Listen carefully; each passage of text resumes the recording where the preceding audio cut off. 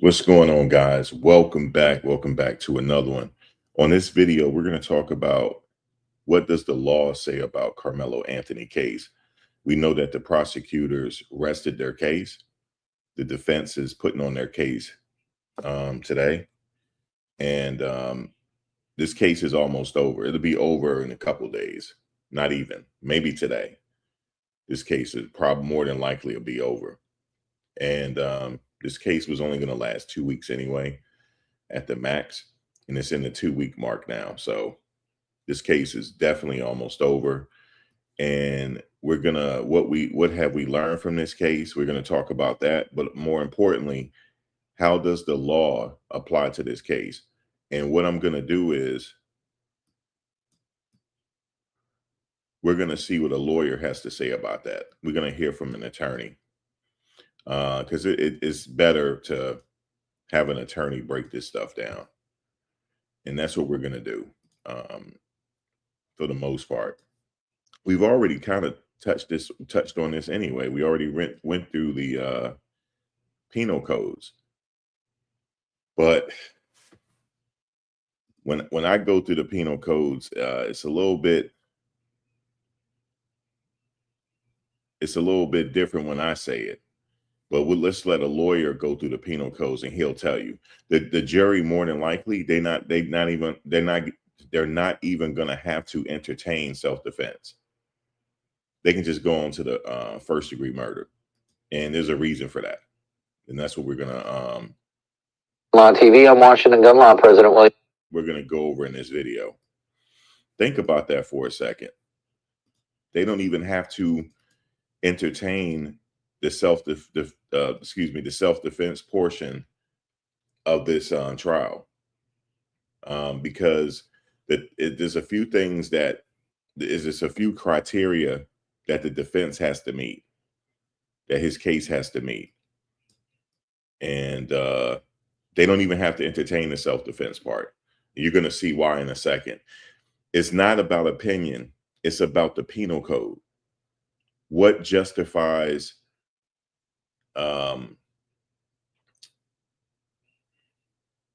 what justifies what he did? That's what it's about in the penal code. Was he SA'd? The answer is no. Was he robbed? The answer is no. Was he facing imminent harm? More than likely not. So that doesn't institute him taking deadly violence and saying that it was self-defense. The jury, more than likely, they don't even have to entertain that. They don't have to entertain the self-defense part, more than likely. So this is a case that people could learn from. Like, he probably thought it was self-defense because he simply said, I told the kid not to touch me. That's not good enough. It has to be more than that. But he didn't know. He's a kid. He don't know. His parents didn't teach him correctly. Because if they did, he wouldn't be in this situation. They didn't teach him correctly. And I hate to be the one to say that, but I don't know what they were teaching him in that household, but it wasn't correct. Because, but then again, it might not even be on the parents. You know what I'm saying? It's on him. You know, it's so much that the parents could do, right?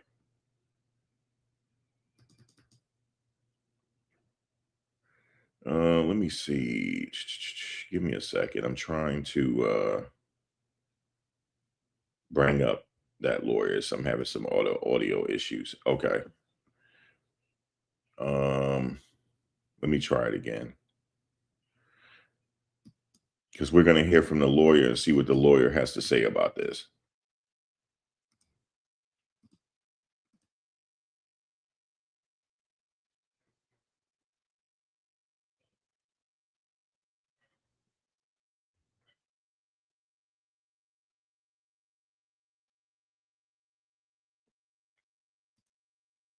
William Kirk, thanks for joining us. Hey, we're going to talk again about the Carmelo Anthony case. It seems to be capturing everyone's attention right now.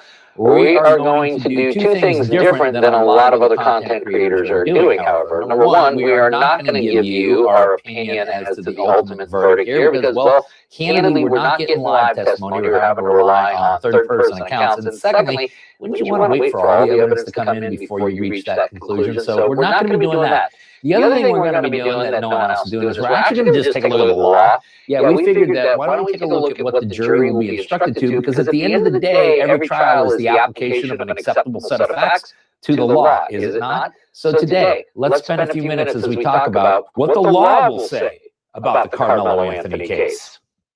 Yeah, what the law will say. And also, I would like to say, he's going to say this in the video as well, but it hits different when a lawyer says it. He's going to say that the most important people in that courtroom are the jurors. But guys, we're going to go over the penal code again. If you go over the penal code, they may not have to entertain the self-defense. The jury might not even have to read those instructions. That's how serious he's in trouble. Okay. Let me ask you a question. For the penal code to justify him doing that, he has to meet certain criteria. If he don't meet that criteria, they don't even have to entertain the self-defense. They can just go on to the murder, to the first-degree murder, and try to determine if he committed first-degree murder. That's all they have to do. The self-defense thing might be out the window. But let's let the lawyer talk. Okay, America, we're going to be talking about the case that has captured everybody's attention this last week or so, and that, of course, is State of Texas v. Karmelo Anthony. The count is murder. The claim is self-defense. We are going to talk about three very important laws in which a jury will absolutely positively be instructed on at the end of this case. They are all found in Section 9 of the Texas Penal Code. We're going to be talking about Section 9.31. That is just the use of force in general. When can you use any kind of force in defense of yourself or others? The second one is going to be Section 9.32, which is the use of lethal force. And when is that justifiable in Texas? And of course, we do need to talk about lethal force because the force used was plunging a knife into another person's chest. So I don't care what state you're in, that constitutes lethal force. And then the third thing we're going to have to do is take a look at Texas law on provocation. In many other jurisdictions, it's actually called the first aggressor standard. But we're going to have to go over that instruction as well, because that's going to be a big component of this case as well. Okay. In Section 9.31 of the Texas Penal Code, the ability to use any force, and I'm just talking about any force in general, only exists in Texas in the following situations, except as provided in subsection B. A person is justified in using force against another when and to the degree the actor reasonably believes the force is immediately necessary to protect the actor against the other's use or attempted use of unlawful force. Okay, and I want you to remember that except as provided for in subsection B, because we're going to circle back on that. But in general, and this is not unique to Texas, this is just about every state operates this way, is we only get to use force in defense of ourselves, others, or property, so long as the force we use was one, necessary, two, reasonable, both subjectively and objectively, and finally, proportional. And it is this last element here that can be a very difficult hurdle for the Anthony defense team to overcome. Because if in fact the force we use has to be proportional to the force we're trying to repel, then typically we don't get to use lethal force unless we are encountered with imminent threat of lethal force being used against us. Section 9.32 of the Texas Penal Code specifically states, a person is justified in using deadly force against another, one, if the actor would be justified in using force against the other under Section 9.31. So in general, you have to first have the lawful ability to use some type of force, and then you must prove, two, when and to the degree the actor reasonably believes the deadly force is immediately necessary, A, to protect the actor against the other's use or attempted use of unlawful deadly force, or B, to prevent the other's imminent commission of an aggravated kidnapping, murder, sexual assault, aggravated sexual assault, robbery, or aggravated robbery. There are some other justifications, but they require that you are being forcibly removed against your will from your home, your car, your place of business, things such as that. So did you heard that right there? Does that apply with the Karmelo Anthony case? I'm going to listen to this again.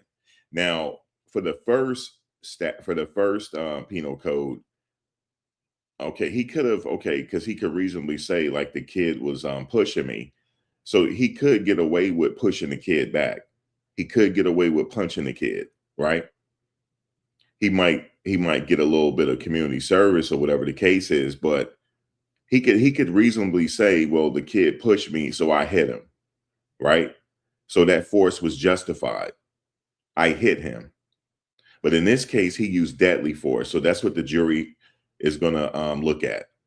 Was his deadly force justified for this situation? That's it. There's no feelings in this at all. It's just simply he used deadly force in according to the penal code, the second penal code. Was he justified in doing so? That's it. And the case is over. But the case is not over after that. They have to determine, was this first degree? I mean, was this was this murder, what they call it? Murder one. I mean, first degree murder, yeah. Let's go back, listen to it again. Against the other's use or attempted use of unlawful deadly force, or B, to prevent the other's imminent commission of an aggravated kidnapping, murder, sexual assault, aggravated sexual assault, robbery, or aggravated robbery. There are some other justifications, but they require that you are being forcibly removed against your will from your home, your car, your place of business, things such as that. So unless you are encountered with the imminent threat of unlawful deadly force being used against you, or you have one of these very serious felonies right here being committed against you, the right to use lethal force is not available of unlawful deadly force being used against you, or you have... Okay, so he has to meet the criteria. Was it in the commission of a aggravated kidnapping? Was murder taking place? Was sexual assault taking place? Was aggravated sexual assault taking place? Was robbery taking place that the kid tried to rob him? And was aggravated robbery taking place? So remember, in order for him to use this self-defense in this situation, it has to be one of these things, okay, or equivalent. Was it in the commission of a aggravated kidnapping? Was he getting kidnapped? Or was somebody he know getting kidnapped? Or was a murder taking place? Like, for example, if he's in a store, right, and he see a shooting taking place, yes, he has every right to murder the person that's doing it. Was there aggravated kidnapping, murder? Like I said, was there a sexual assault taking place? Like, for example, if he's coming up on a situation, or if a sexual assault's taking place, or he's getting sexual assaulted, well, did that happen here? Did aggravated sexual assault take place? Robbery or aggravated robbery? If none of these apply to Karmelo Anthony case, the jury doesn't have to entertain self-defense no more. They don't have to entertain it. And none of this is applicable to his case. I don't think so. One of these very serious felonies right here being committed against you, the right to use lethal force is not available under Texas law. Now, if the allegations are that the victim, Mr. Metcalf, was attempting to use unlawful lethal force against Mr. Anthony, then his response with lethal force would be justified. Whether that evidence is going to come out remains to be seen, but there has been no allegations so far to support any claim of that nature. But you see, there are exceptions to both 9.31 and 9.32, where if these events occur, then the person is absolutely precluded from ever raising self-defense as an affirmative defense of their case. They literally forfeit the right of self-defense. And in both statutes, we find that there is an exception when the person did not provoke the person against whom the force was used. That's right. You cannot be the person who provoked the confrontation. In many states, this is called the first aggressor. In simple terms, you can't pick the fight and then later claim you were acting in self-defense. Okay, that's what I was trying to tell people. They people say I don't know what I'm talking about. It's the same thing with Chud the Builder's case. That's why I brought up Chud the Builder, because Chud the Builder don't understand what he did wrong. It's on video. I heard that it's on video of him calling this guy out of his name. You know how he usually do for content, right? Hey, why are you chimping out and stuff like that? See, people gotta understand, like, well, why is the person getting emotional? Because Chud is saying he chimping out. Guys, we're human beings. We're allowed to get emotional. See, this is very dangerous that people are saying, oh, you shouldn't get emotional. Let me explain something to you. If I don't get emotional, I will show up at your house 6 o'clock in the morning with a silencer if I don't let my emotions out, because I have that ability. And anybody, without, not just me, anybody has that ability to snap. If you don't get your emotions out, you will snap. Okay, you will snap. It doesn't matter. Like you're not supposed to be excessive with your emotions, right? Like Karmelo, you're not supposed to be excessive with your emotions, but at the same time, you're still a human being. You have to get your emotions out. Don't let nobody tell you that, oh, why are you acting emotional? Sometimes you have to let your emotions out sometime, because you're a human being. Okay. But in this situation, this is the wrong way to act out your emotions. He's right now, if this is it, like, for example, I keep bringing up Chud the Builder.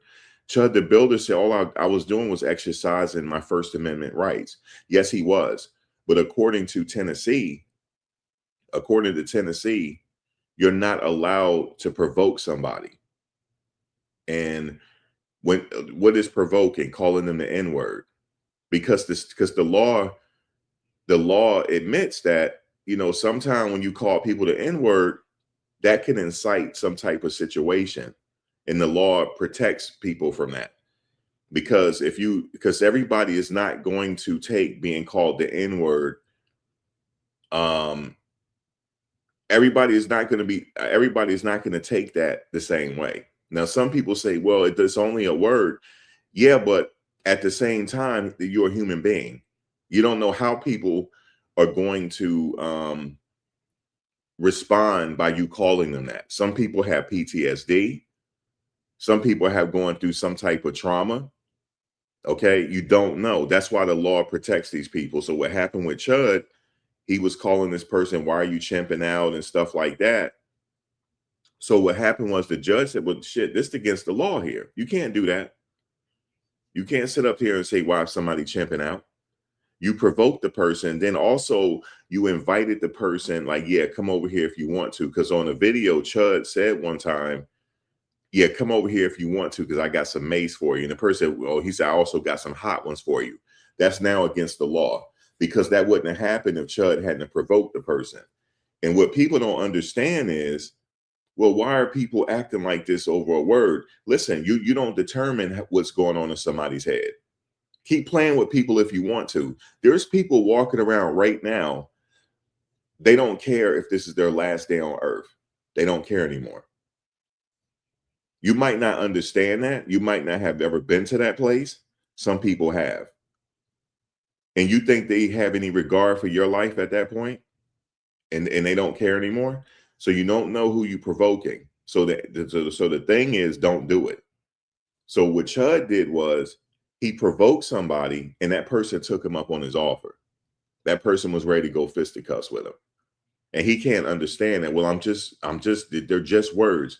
No, let me explain this, since people say I'm gonna make this about race for a minute, because I hear this a lot. You guys shouldn't act that way over a word. You call people that. Listen, you go call them Jews out of their name and see what happened to you. Go do it. Did you know they convicted a person that was a part of the Auschwitz? This guy was damn near 100 years old. They still put his ass in jail. They still put him in jail. So some people don't play about nothing. Okay. And we don't have to play about it either. So I keep hearing people saying that, like, oh, you guys, you're acting emotional and stuff like that. Let me tell you something. If I'm down on my luck, come play with me if you want to. I will put 2 hot ones in you and not even care about it. If I had that mindset, I wouldn't care about taking your life.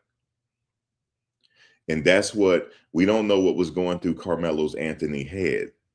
That's why I say you're supposed to keep your hands to yourself. You don't know what was going through this man's brain that day. We don't know. Something was going on with him. I don't care what nobody say. That's my opinion. You know why? For you to have the ability to kill somebody the way he did, you had to have been going through something. You had to have been. A regular person cannot. That's a very intimate type of situation. A regular person cannot put a blade in somebody's chest. That's very close combat, and that's very intimate situation. That kid snapped, and I want to know, why did he snap? But it don't matter now. It's already been done, so it doesn't matter. But my whole thing is, just be careful on how you play with people out here. Don't touch people. That's why your mother always said when you were growing up, keep your hands to yourself and mind your own business. Okay. What is mind your own business? Okay. He's in the tent. You go get a grown up, say, hey, this kid in the tent, he's not moving. That's what was supposed to happen. And I'm being honest here. This kid, because you don't know what's going on in somebody's brain. You just don't know. You just don't know what's going on half the time. And he had the mentality, if it's true, he may have had the mentality, F around and find out mentality. F around and find out. He had that mentality on that fateful day. F with me and find out. That's why when I heard about this case, I've heard about these cases before. Some people could say it's a crime of passion case. I don't think so. I don't know if it's a crime of passion case because they said that he had his hand in his bag and said, come over here and find out.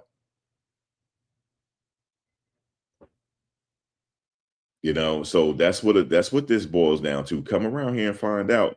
And the kid touched him anyway. And here's what we have. Yeah, you're not operating in the same mind if you're gonna sit up there and do that to somebody. That's not a regular person.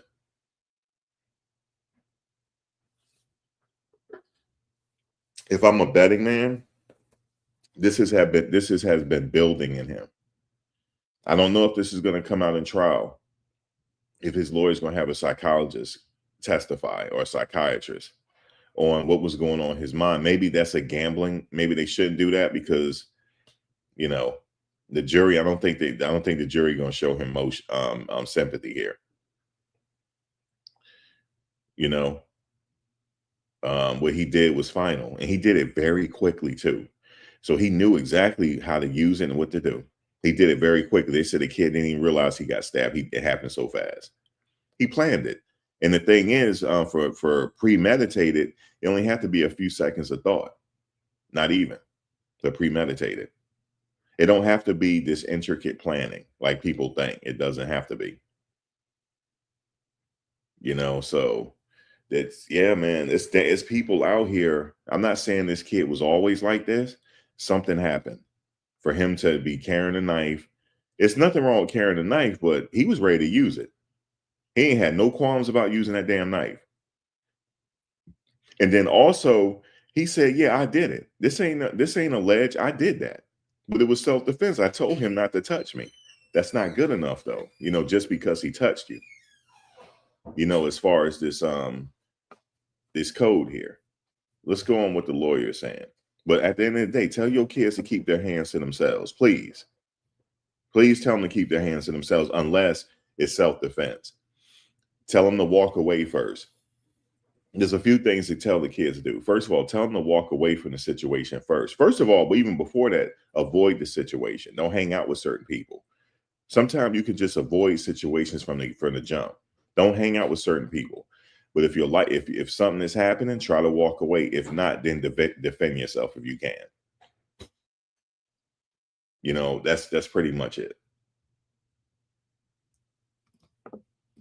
In some states, like mine, for example, there's a jury instruction that says that if you provoke the confrontation, no matter how belligerent the response is from the other side, you cannot avail yourself of self-defense. But then, in section 9.32, there are other exceptions written into when you can and cannot use deadly force. That is, are there instances in which you would forfeit the legal right to use lethal force? Yes, there is, because the statute specifically reads, a person who has the right to be present at the location where the deadly force is used, who has not provoked the person against whom the deadly force is used, and who is not engaged in criminal activity at the time the deadly force is used, is not required to retreat before using deadly force as described by this section.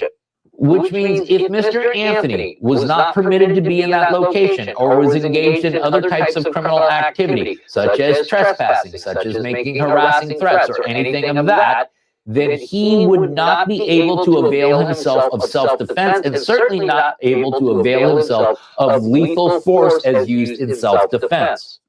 All right, stop right there. So was he permitted to be there? I mean, he could be anywhere he want out there. It wasn't no trespassing signs out there, right? He could sit on the bench. It didn't say he couldn't. There's no signs out there to say he could not sit on the bench. There was no signs out there probably saying no trespassing. You have spectators at every event, right?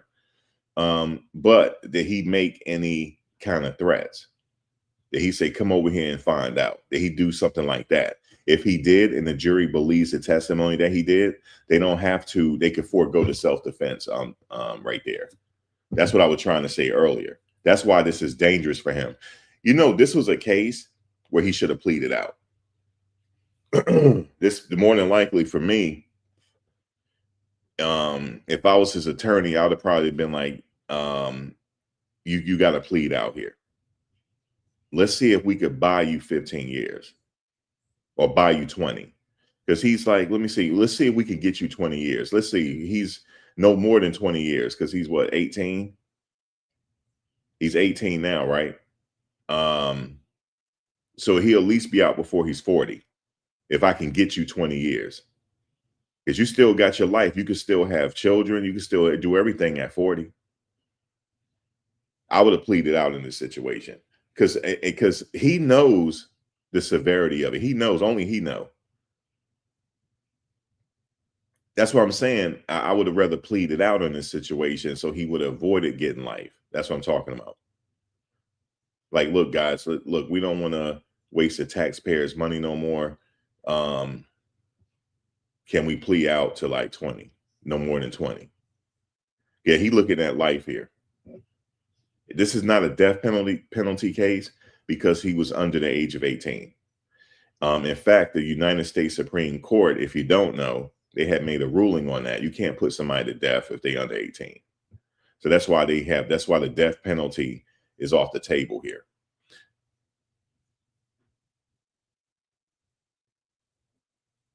All right. So it's like my opinion, like the thing is, but here's the thing. The most important people in his life right now, other than God, and God's not a person, but the most important thing is the men and women on that jury. Because if they feel like he was provoked or it was a reasonable threat, they feel like it was a reasonable threat for his life, then he'll be acquitted. But they're not gonna, I don't think they're gonna do that. I don't think they're gonna do that. But maybe there's a possibility they can go with a lesser charge, even though the murder one is on the table. Maybe they can say, nah, we don't think it was that. This was more like a reckless situation and somebody died. I don't know. But if they feel like this is murder one, that's it. He's done. He's gonna probably not ever come out of prison.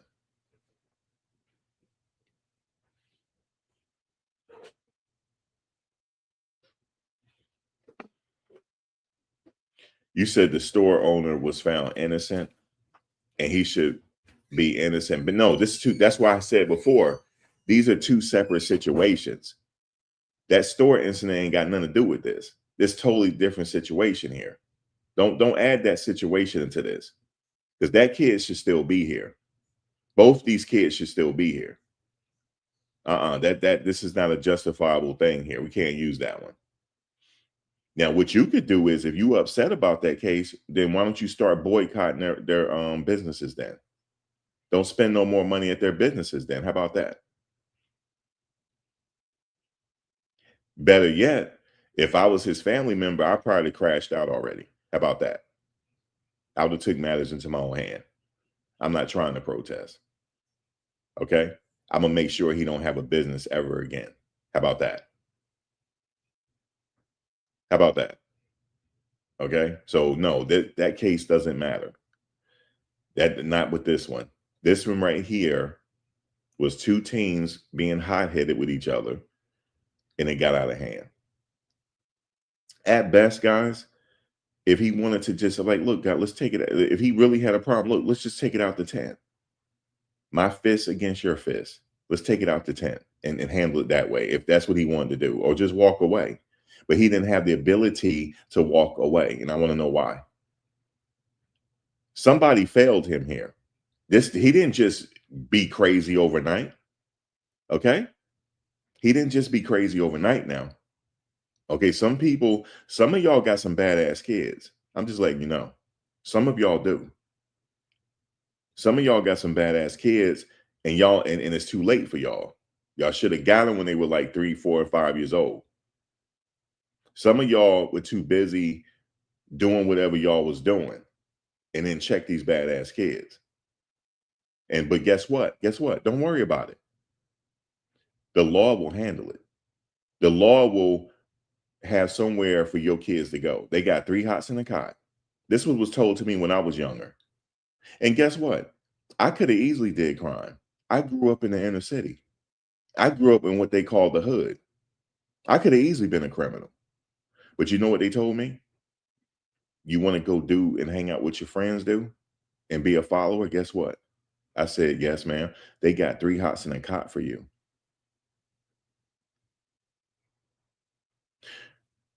Who was claiming to be a gang member? They got 3 hots in a cot for you, man. And guess what? They will love to have you. They'll love. I said, I don't want to go there. They said, yeah, but you want to be a hothead? And I didn't even do nothing wrong. You know how your parents just decide they want to talk to you and then get upset with you while they're talking? That's what was happening. I said, I didn't do nothing. Yeah, but go out there and act like you want to and see what happened to you. I said, okay, well, I'm just sitting here playing a video game. I ain't do nothing. I'm like, all right. Until I saw Scared Straight. I saw it. And guess what? You know the original Scared Straight? I had a family member that was there. That was there. He's out now. He's retired now. He went on to drive trucks. He was, I'm not going to tell you who he was. He was sitting in there in the original Scared Straight. He wasn't one of the kids though. He was one of the people doing time. And this was like way back in the day. And this guy is scary to me. He's a family member. He said, listen, they got 3 hots in a cot for you. And he said, you got eyes that change colors too? He said, oh, you'll be somebody's girlfriend if you don't know how to fight. That's what he told me. He said, they'll love to make a girlfriend out of you. I said, what does that mean? They said, you're going to go with somebody. I said, no, I'm not. They said, well, you need to do the right thing and don't go out hanging with your badass friends. And guess what? I stayed in the house. It's a choice. Unless there's a chemical imbalance. If there's a chemical imbalance, then you got to take your medication. Now, let me go back to what y'all saying. Who is claiming to be a gang member?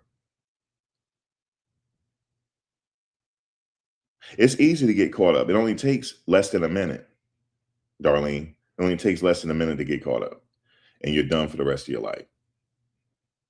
Now, who is claiming to be a gang member here? Before we continue.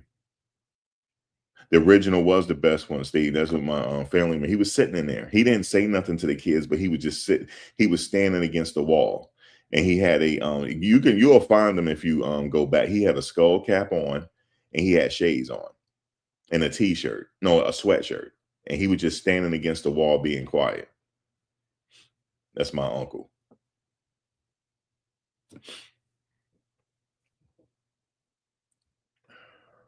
Who was claiming to be a vice lord? Or y'all just saying that? You said the insane vice lords Karmelo claimed to be. Well, do you know what? This could have been a if that's the case, which I don't know, I ain't hear that. If that's the case, then this was a what you call it? He was trying to conduct a if he wasn't already one, this was a what do you call it? Initiation to get higher. This is initiation, if that's what he was doing. It was we're never going to be able to prove that. But if he claimed to be a vice lord, I haven't heard that. I haven't heard that. I don't think he was a gang member, guys. I mean, he could have been a wannabe, but I don't think so. Or maybe he could have. I don't know. I don't know.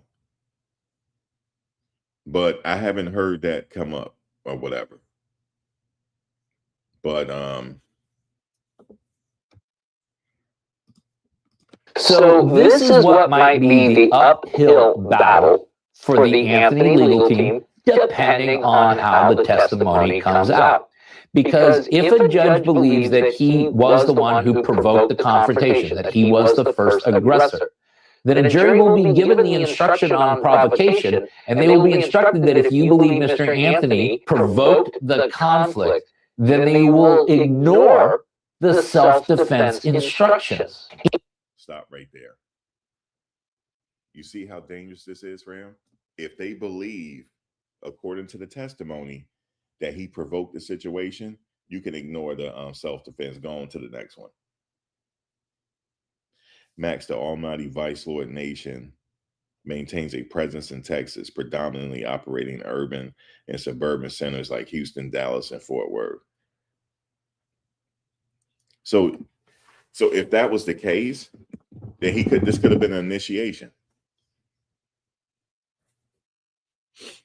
But for his situation, he did this thing in broad daylight in front of everybody.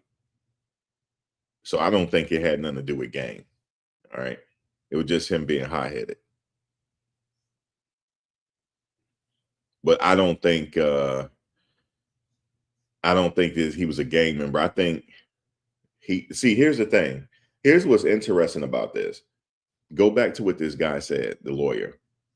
If the jury, it don't matter what we think, the most important people of the jury, if they believe that he provoked this situation, they could take the defense off the table. They don't even have to entertain it no more. Okay? They can go on to the next situation and see if he's guilty of the murder one. They don't have to do, he revokes his right for self-defense. Okay? This is how dangerous the situation he's in. You remember they said when he first sat on the bench in the tent, he shook someone's hand and he talked to that person?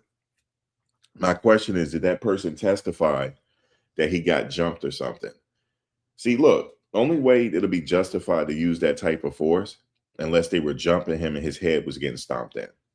Because it's reasonably to believe if they keep kicking you in the head that you could die, right? So now, yes, you can use deadly force. So is he going to testify that happened? Nobody has testified so far that happened. Nobody. They just said that he pushed him. In fact, he said the same thing on the police body cam. I told him not to touch me. Okay? I told him not to touch me. For somebody touching you don't have the right to put a blade in their chest. Okay? That's all. It don't have nothing to do with emotion here. It don't have nothing. I'm going by what the penal code says as far as what this lawyer is saying.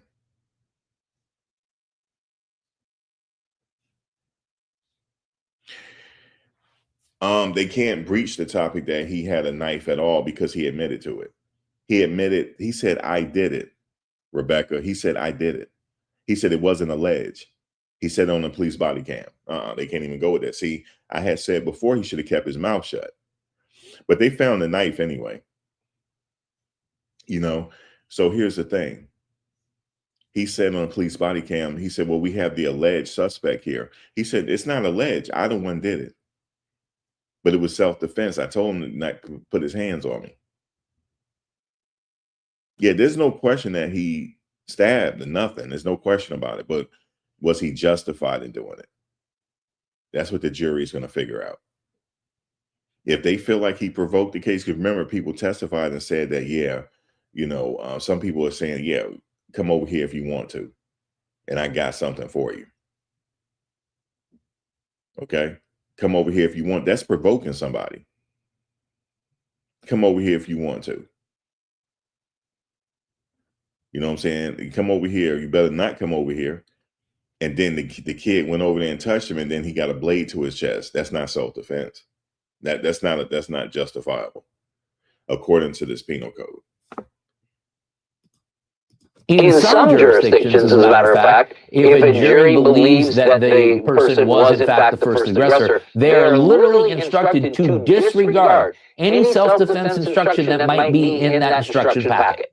But listen, even if the jury believes that Mr. Anthony was not the initial aggressor, that he did not provoke this confrontation, that he could lawfully remain in that location, then yeah, his use of force may be lawfully justified so long as the force that was used was what? That's right, proportional. And stop right there. Let's say proportional. Okay. You know what would have been justified? First of all, he should have just left at the end of the day. But if he didn't want to leave and the kid was insisting on him leaving, like, look, you need to get out this effing tent now. I ain't going nowhere. I'm not leaving this tent. Okay. And the kid pushed him and all that. Then he pushed the kid back and they get to fight, and maybe the kid got a busted lip or something like that. Okay. Yeah, he might get a little assault charge, you know, pay some fines and stuff like that. Okay. That's justifiable. He just got the better of the football player. That's all. Okay. But everybody will still be living. But I'd rather for somebody just walk away. But since you don't want to walk away, since the guy ready to throw fists, then you throw fists. That's justified. The threat is if I have my hand in my bag and I tell you to come a little closer or whatever, it's about to go down. That's a threat. You're provoking. You can't do that. See, a lot of people don't understand that. More people should read these laws, how it's applicable to your state. Okay? Just read them. Also, for people in New Jersey and the New York area, you need to read the penal codes for self-defense in New York City, because there's basically none. There's basically none. Okay, yes, pushing is assault. Yes, it is. So let's go to the first penal code. Yes, it is assault. But is stabbing somebody justified? No. Pushing somebody is not SA. It's not sexual assault. It's not robbery. Remember, Texas have a certain penal code. See, this is what people ain't understanding. Texas has a certain penal code for all of this. That's all the jury is going by. It's okay. Yeah, he pushed them. Yeah, that is assault. That is assault, right? But he could have pushed the kid back. That's justified. Or he could have punched him. That's justified. That's the first penal code section. The second penal code section is involving lethal force. Pushing somebody, even though it's considered assault, is that justified for lethal force under Texas? No, it is not. You said who allowed him to carry? I used to carry a knife. You know, that's not a big deal carrying a knife.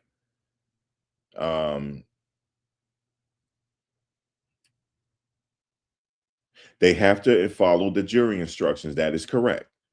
I know it's emotional for certain people because you don't want this kid to throw his life. He already threw his life away. There's one life that you can't get back. And now he don't threw his life away. So I get it's an emotional case.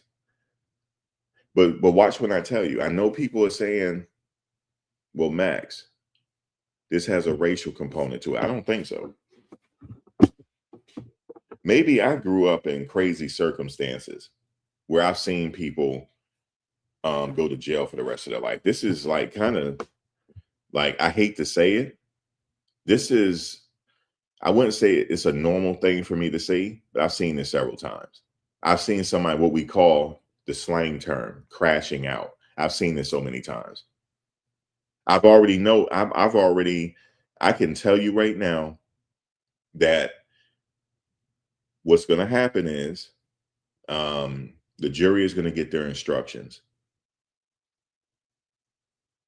You said, so you can just go around legally pushing people. You got to rewind it. I've already adjusted that. I've already explained that. You didn't hear it. Either you didn't hear it, either you just came in, or you didn't understand what I'm saying, or you're messing with me. One or the other. I just said it's assault. When you push somebody, that's assault. But he used lethal force. Lethal force is not justified just because somebody pushed you. Mike, come on now, stop it. Stop it. We don't want to go there. You already know that. If I push you, Mike, is it okay for me to stab you in the chest? No. Yeah, it's oh yeah, B-Lady, he's going away for the rest of his life with this situation. I know Tex, guys, I already told y'all to go to the TDC website, the Texas Department of Corrections, and go look at all the scheduled executions for this year. Texas do not play. Texas don't play to the point where they used to call George W. Bush the Texecutor. They used to call the former governor Rick Perry the Texecutioner. They don't play in Texas. Okay. Even though Rick Perry signed more death warrants than George Bush, he beat him out, actually.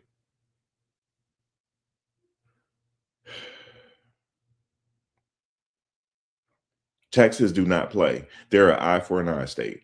They don't play. If you break the law, they will handle it their way. They will take care of it. Okay? They will take care of it. The only thing is with Perry, though, they put an innocent man to death. And he happened to be a white guy. His name is Cameron Todd Willingham. They said that it was arson that killed his three young daughters during the holidays. And guess what it was? It was an electrical fire. That's what it was. They put him to death. And you know what they said? Well, he was a bad guy anyway. This is Texas, guys. This is what Karmelo has to deal with here. It's not, and the judge has no feelings whatsoever, just business. That's all. And go on to the next case. The jury will be instructed. So that's why I say it's not up to the judge right now until sentencing. Everything is in the jury's hands right now.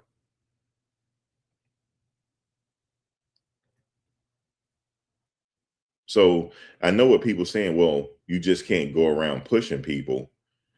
Yeah, but if somebody pushed me, it's not right for me to put a blade in their chest. I'm sorry. It's not. It's not right. So I don't, this is not the channel for you. If you think I'm wrong about that, this is not the channel for you. That kid should still be here. Okay? Just like I think the 14-year-old should be here that was running out of the store. He should be here as well. Even though this is a racially charged country, I just don't see stuff that way. When I'm looking at the law, I'm looking at the case only. I mean, I see race, but not in this. I don't do it as far as how we're judging this case. I look at the case for okay, what are they telling us? Okay, this is what they're telling us. Now we have to go research the penal codes to find out if he was justified in killing the person. If he was justified, then I would say he needs to be set free. He's justified. I haven't heard a testimony yet that he was getting jumped. Did he get jumped? Was his head getting stomped in? Because some people seem to think that's what was happening. Right? They think that's what was happening. Okay, well, let me hear it.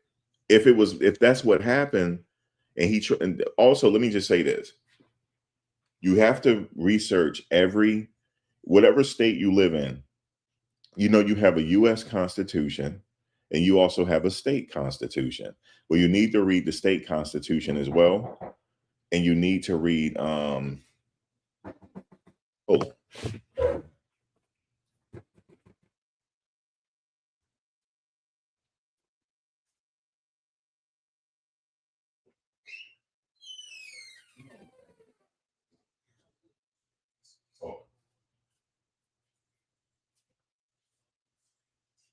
Where is it?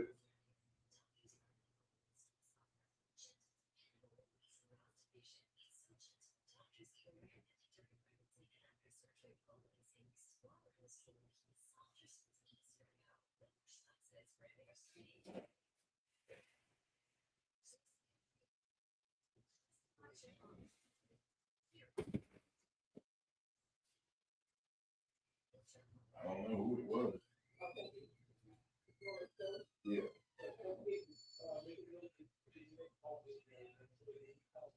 Yeah.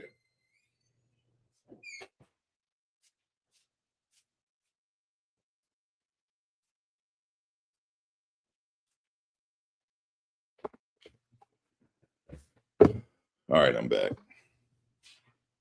Yeah, I mean, that's all it is. It's just that, was this justified or not? That's simply it, really.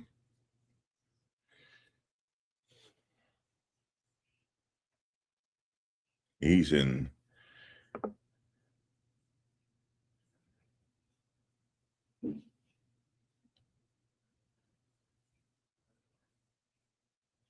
Yeah, it's crazy, man. The way that, I mean, Texas is, I mean, you just have to research your laws in your state and how it applies. Because you got to look at New York laws on self-defense. It really, it all comes down to, let's say, for example, you're on a subway in New York City and somebody starts attacking you. Okay, you start attacking them back to get them off you. What you have to tell the police is this: I was trying to keep this person off of me to save my life. I was doing all I can to keep him at bay. That's all you have to say. And you'll be okay. Because they vary. It's almost like they don't have no self-defense laws there. You have to be, as soon as they ask you, you have to say a certain thing. Only reason why I know that is because I searched the law. You have to say, well, I was trying to keep this person from attacking me. So that's why I did what I did. I was trying to keep them off of me. That's all you have to say. And then they'll probably let you go. Under Texas law, we only get to use lethal force if we are either in imminent threat of death or serious bodily injury, or we're having any one of these very serious crimes about to be committed upon our person. Absent a finding of that nature, this is no longer lawful self-defense. Rather, it is a murder. So for everybody out there who's watching this case, I understand everybody out there who's getting all worked up about this case. Let me give you a piece of advice. Everyone take a deep breath. Let all the evidence come out, and then we can make our own minds up. But at the end of the day, the only minds that are going to really count in this, well, that's the 12 that are sitting in the box. All right, listen, the case once again is State of Texas versus Karmelo Anthony. The statutes that we referenced today out of the state of Texas are all linked up down below so that you don't have to take our word for it. You can actually geek out on it for yourself. If you got any other questions about this or anything else related to our right. He's right about that. So when all the evidence come out, because remember, the state already rested their case. So all the evidence from the state came out already. Okay. They rested their case Friday. Yep. They rested their case. So it's in the hands of the defense now. And then the defense put on their case. You said we have stand your ground in Texas.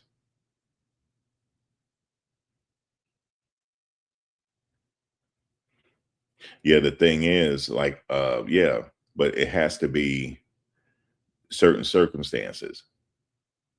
Like, for example, like, let's say if, I don't know, somebody coming at me wielding a baseball bat, right? And they're swinging a baseball bat at me.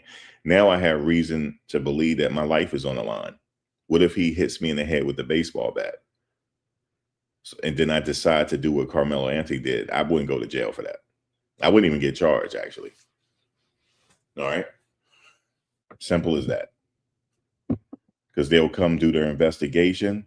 Hopefully there's people out there. Yeah, he was swinging his bat at this guy. This guy did nothing to him. And, he did what he had to do. And I wouldn't be on trial. I wouldn't be on trial. Not for he's swinging a bat at me. Or better yet, let's say if he pointing a gun at me and I just happen to subdue him and take him out. That's it. It's done. The only problem is I would have that on my conscience, that you took somebody. But at the end of the day, I probably wouldn't be sitting up in trial. Or was a SA involved? Was Karmelo getting SA'd or something like that? No, he was not. A push is not a good reason. Maybe for penal code, the first penal code section, yeah. Because if he got pushed and he pushed the kid back, right, that's okay. Or he punched the kid or whatever. He wouldn't be in this situation right now.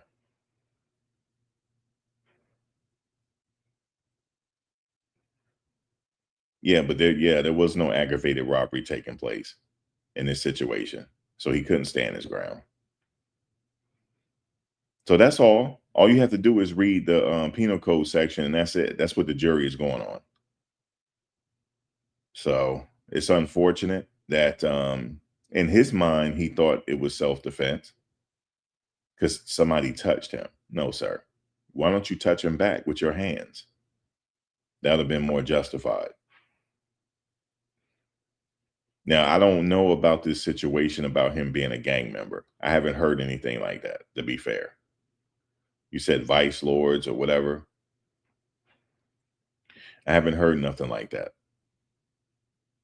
And he came from a well-to-do household, an upper middle class household. For him to even, let me tell you what happened a long time ago with me. We didn't have gangs when I was growing up. We had what you call like cliques or posses or whatever you want to say. They even had a clique where the people wear all Ralph Lauren. I cannot make this up.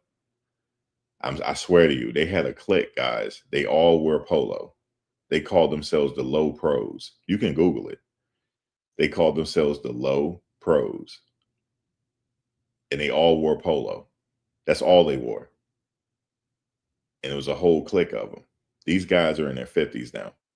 Ain't that something? They're still out here. Sometimes they have meetups and stuff like that, but the original Low Pro crew.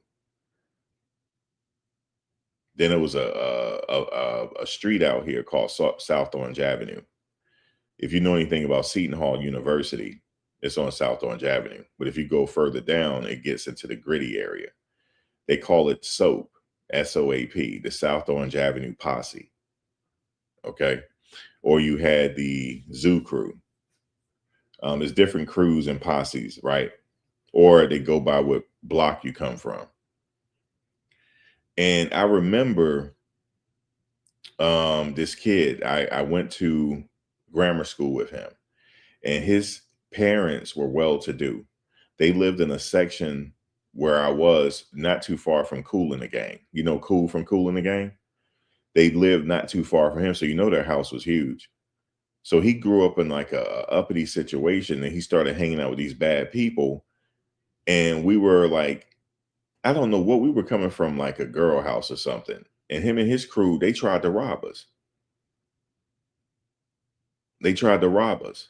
Like we ran, but then I saw the kid again randomly at a gas station. And I said to him, I said, I'm going to explain something to you. I said, if you had robbed me that night, I said, I come from government cheese. Okay. I come from standing in government cheese lines. Okay. I'm talking about what you call the hood. You didn't come from there. I said, I was very offended that you and your crew tried to rob me. I said, I would have aired you and your family out. I said, I promise you I would have, because I know where you live at. And he was like, no, we were just joking with you. I said, listen, you don't have to worry where your next meal coming from. I used to go through that. And I said, I got offended that you want to sit up here and try to act tough because you're not tough. Even to this day, when I see him, I still want to do something to him, even to this day. Now he's on a famous podcast now. And I listen, he's lucky I'm reformed. I've never been to jail, never been anything like that. But he's lucky that I have a different Zen-like mindset. I never did anything to anybody anyway. But for me not to act it out, I had to work on myself. Because I wanted to get him really, really badly. I still don't care for him to this day what he did. And he doesn't even probably remember it. I do. You're not going to sit up here and try to rob me and go back to your 10,000 square foot house. You're not doing that. So that's what I said to him. He apologized. He said, man, I was stupid. I apologize. I said, okay. But he told us we weren't going to rob you. We just chase y'all. And because I noticed they could have caught us if they wanted to, but they did let us go. So I give them that. They did let us go. But I got totally offended by that. So Karmelo comes from a well-to-do household. So I don't want to believe that he was in a gang and his parents worked hard to give him a good life. I don't want to believe all that. But sometimes kids are like that. You never know how your kid's going to turn out sometime. You never know how they're going to turn out. Listen, let me just say something. What's your name? 50 BM G4U. You saying boycott all Asian businesses? That's going to die down. Ain't nobody boycott nothing. Okay. Once it die down, you go off to the next case. Okay. That's what's going to happen. I'm not against people boycotting, but I just know how people operate. After about another 4.5 weeks, people gonna forget about it. Unfortunately. How come you didn't say boycott all businesses when that girl got hung? Huh? You don't remember that, do you? What's worse? What happened to that kid or the girl getting hung by those people? They both worse. They're both bad, right? But you don't remember that case. That happened in the same area. Y'all don't remember it. I do. Okay. She went out hanging with friends and they found her hanging. But y'all don't remember that. How come you didn't boycott the businesses around there at that time?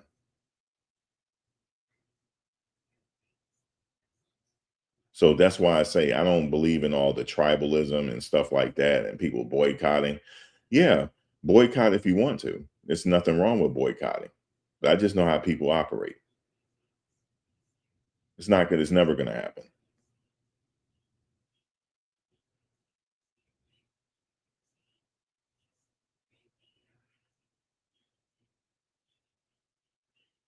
Yeah, it's never going to happen.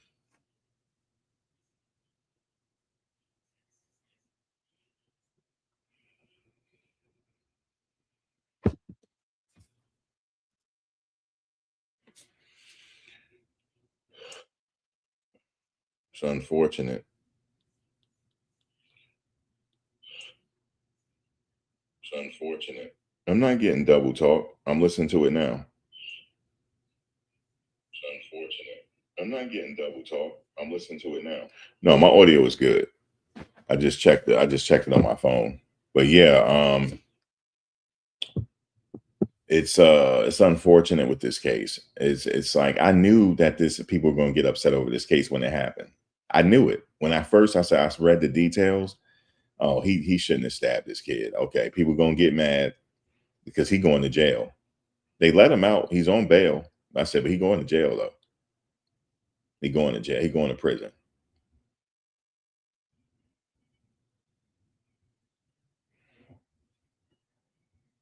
You said got to have them lace fronts and glue. Well, they start their own business and sell the lace fronts and glue, but it's never going to happen. Oh yeah, you were getting the echo when I playing the sound bit because I didn't mute my microphone. That's why. Hey, Medea. Listen, guys, was this justified or not? Okay. Medea, I'm glad you're here. Me and Medea covered a case where everybody had to set me straight on the case.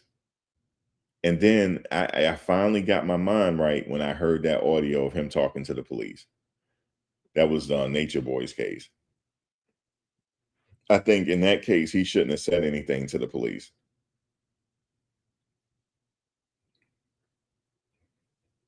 Once he said what he said to the police, the interrogation was over. They already got what they wanted.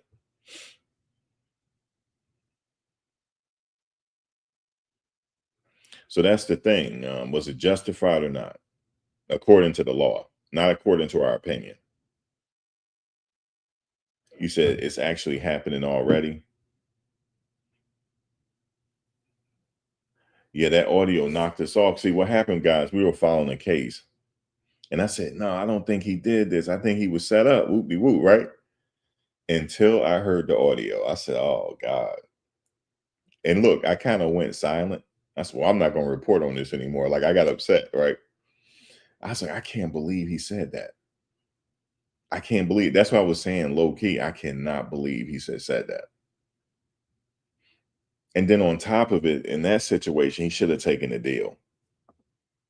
I forget how much time they offered him.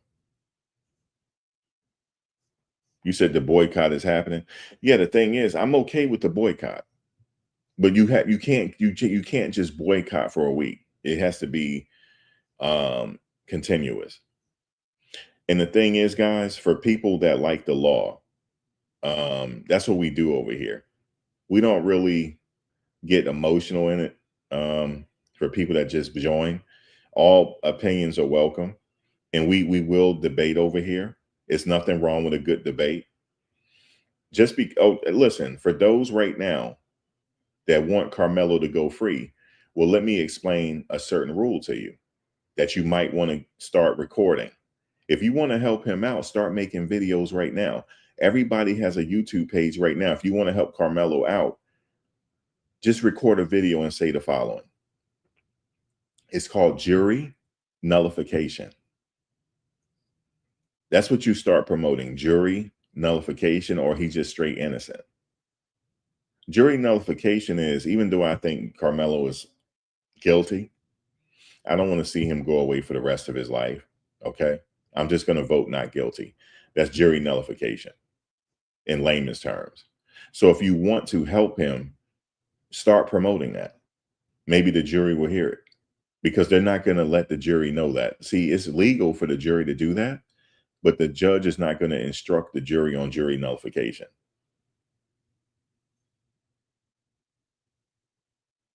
Okay. That's the only way he's getting out of this. Now, that guy that shot the 14-year-old, that jury practiced jury nullification. That's what they did. Because he was guilty. Why did Eddie act like he didn't know Mello? I'm not sure, Matt. You talking about the kid that shook his hand? I don't know. Now, jury nullification. But here's the thing, guys. If you read, we're going back to the penal code, where we're not talking about the first part of the penal code. We're talking about the part where he used lethal force. He has to meet certain criteria. As a matter of fact, I'm gonna read it again. Where is my phone?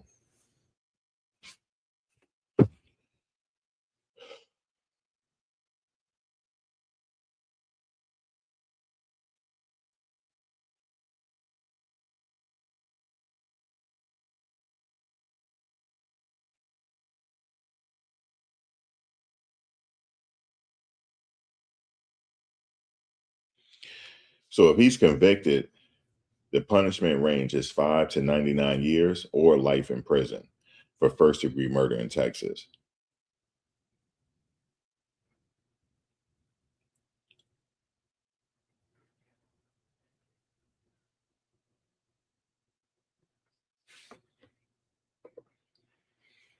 For his case, what are the penal codes? Okay, so let me bring that up here. The guy already went over it, but I have the note somewhere over here somewhere.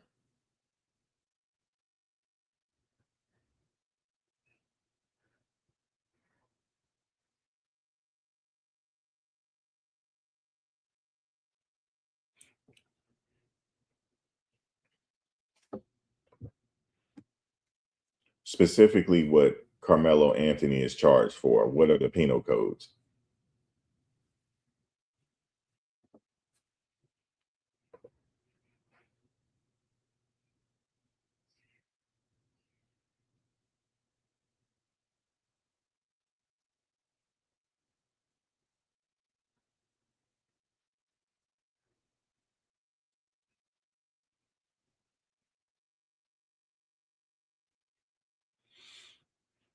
You said life is 40 years in Texas.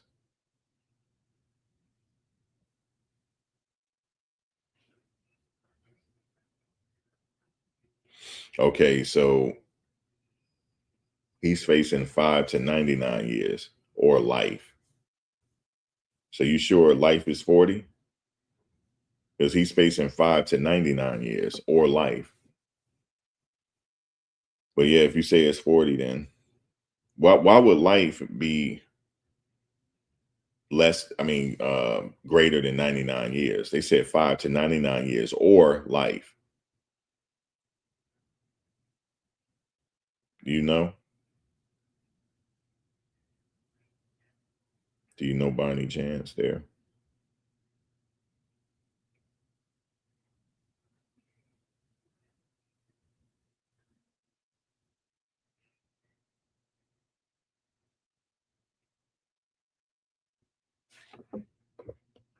Explain Penal Code 19.1 and 19.2, Texas.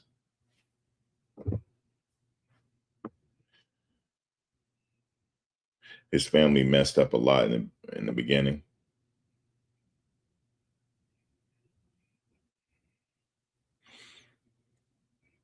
So we're talking about the homicide section. So this is general homicide section. It says a person commits criminal homicide if they cause someone's death. Of course, let's go to this is actually murder statute. Intentionally or knowingly cause the death of a person, intend to cause seriously bodily injury, and commit an act clearly dangerous to human life. Hold on a second. Let me go to this other section. It breaks it down even more.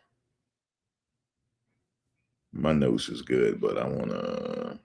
Okay, here we go.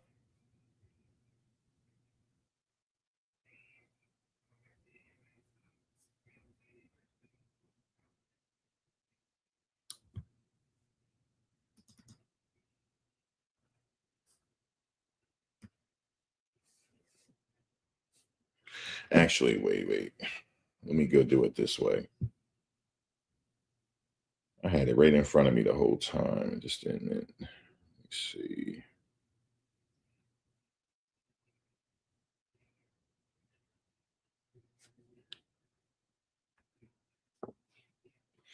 Because I'll just rather just read the penal code again. Let's see, where is it? Here we go. Applicable statutes. Here we go.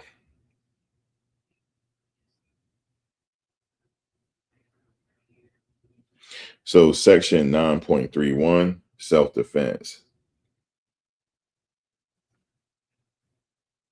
A person is justified in using force against another when, to the degree the actor reasonably believes the force is immediately necessary to protect the actor against the other's use or attempted use of unlawful force. The actor's belief that the force was immediately necessary, as described by this section, as presumed to be reasonable if the actor knew or had reason to believe that the person against whom the force was used, A, unlawfully and with force entered, or with attempting to enter unlawful with force, the actor's occupied habitation, vehicle, or place of business or employment, unlawfully with force remove, or was attempting to remove unlawful with the force, the actor from the actor's habitation, vehicle, or place of business, was committing or attempting to commit aggravated kidnapping, murder, sexual assault, aggravated sexual assault, robbery, or aggravated robbery. That didn't happen in this case. They're probably going to try to say this he was in his habitation because he was sitting there, but did he provoke the person against whom the force was used? So if the jury believes that he provoked the situation, that's going to be bad. Then they can take that off the table.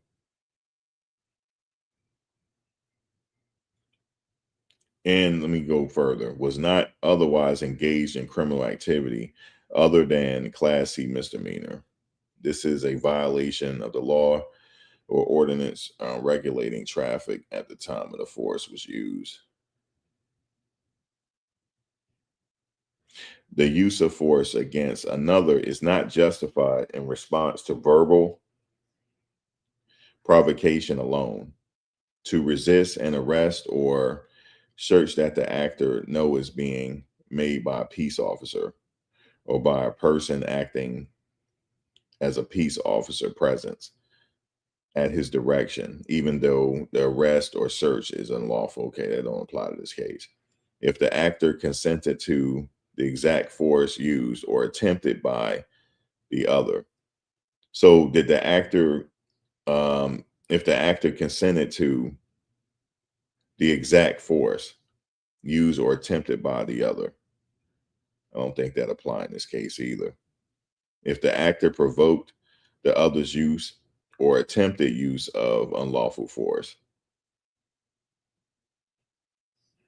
I don't know if the jury, yeah, I don't think so, bro. I don't think. I mean, did Metcalf, okay, they said that he pushed him because he said to the police, don't touch, I told him not to touch me. Did he grab you around your neck?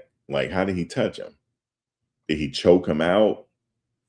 Um, stuff like that. Because if he put his hands around his neck, he does have reason to believe now that his life is on the line. Okay, if he put his hands on his neck or something like that. But simply because Metcalf maybe is a little bigger, that's not it. I know they're talking about his size, the defense.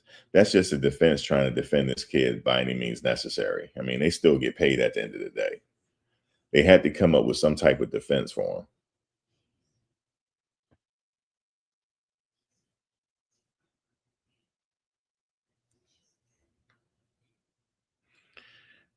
You said every school has their own area.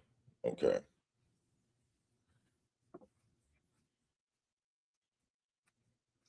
You said Eddie kept acting like he didn't know Mello and who them kids are.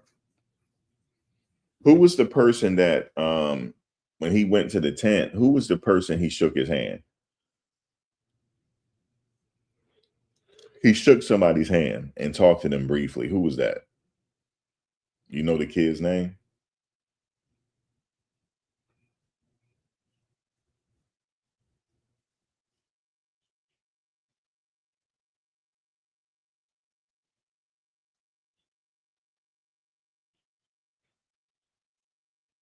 Now you said he was raging over a hurt feeling. What does that mean? Oh, Eddie. So yeah, because he gave him a dap and they talked a little bit. So did they? I'm sure they knew each other very well. They knew they had some type of acquaintance or somehow. Like he was familiar with him. So was it that the reason why he was sitting in the tent? Because he was chilling with Eddie? Like, why was he in that tent? Was it to get out of the rain? Because there go my boy Eddie right there. Let me go chill with Eddie, right? And then the people came up to him.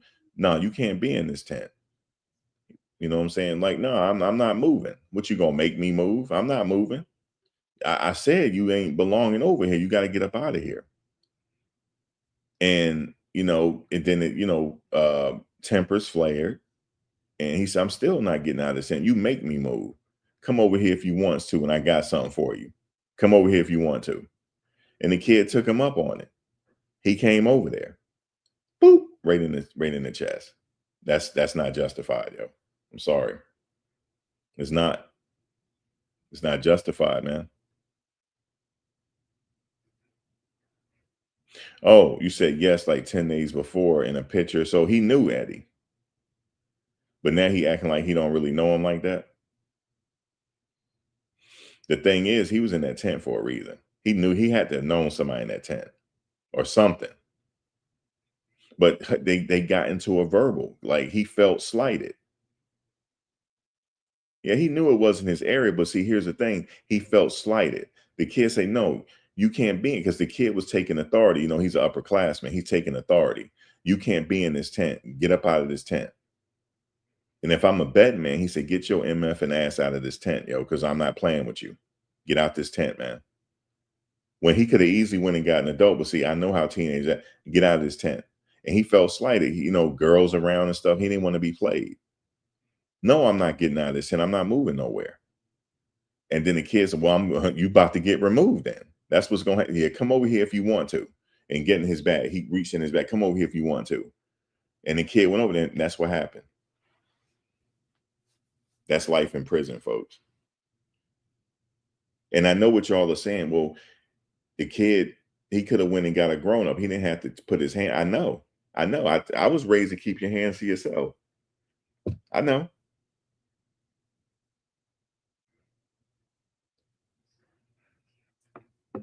Whether you think we're full, see, we can be respectful here, but don't say nobody's full of shit here, or we're gonna have to block you because you weren't there either. So don't sit up here and say we full of shit and you weren't there either. Okay. As a matter of fact, I just don't like how you said it. Don't come up here and say that. I'm gonna have to block you. I'll put you in time. I'll just do that because you didn't know. Now don't say we full of shit. Okay. At the end of the day, like what would have see? I know I know he felt slighted. Man, get out this tent. You don't belong over here. Go somewhere else, man. Okay. Go. No, I'm not going nowhere. You make me go somewhere. And then put his hand in his back. Like, I dare you. I did touch me if you want to. Touch me if you want to. And he touched him. And emotions was flaring. And and the kid, he did what he did. That's what happened. But what I'm telling you is if that's all that happened, he's getting life in prison. That's it. That doesn't justify deadly force. See, these people just coming up in here, they don't know. I've already explained it.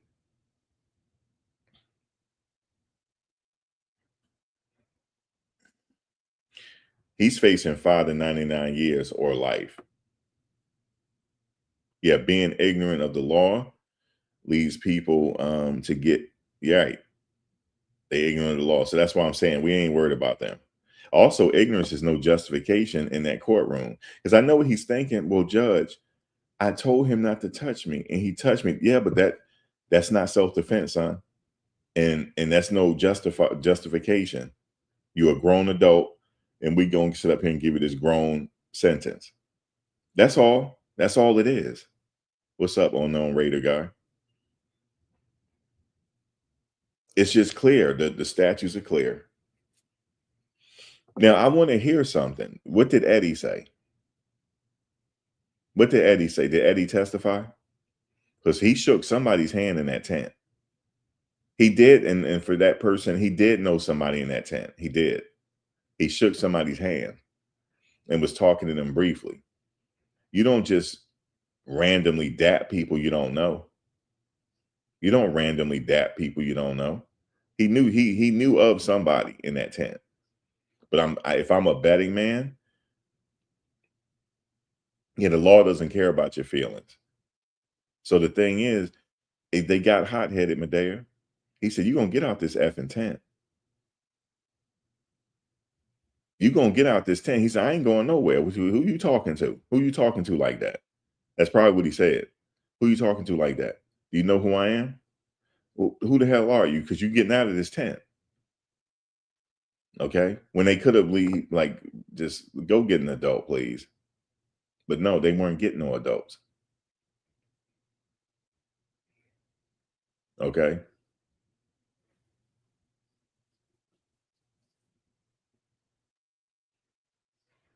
They weren't getting no adults.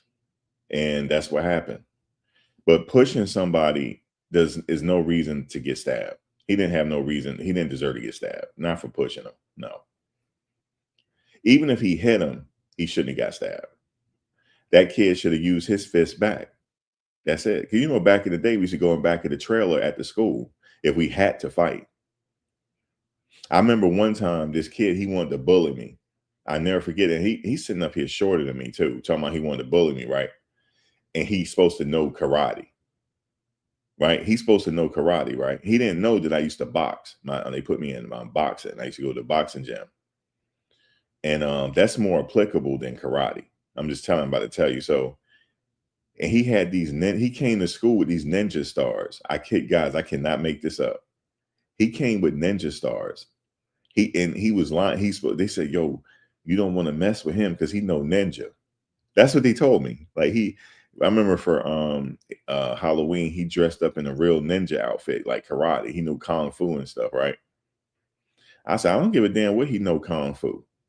His head gonna get bashed in messing with me. Yeah, I don't care if he know kung fu. So guess what? We went. He said, you want to go out here because we're gonna go after school. We can go out in front and back of the trailer.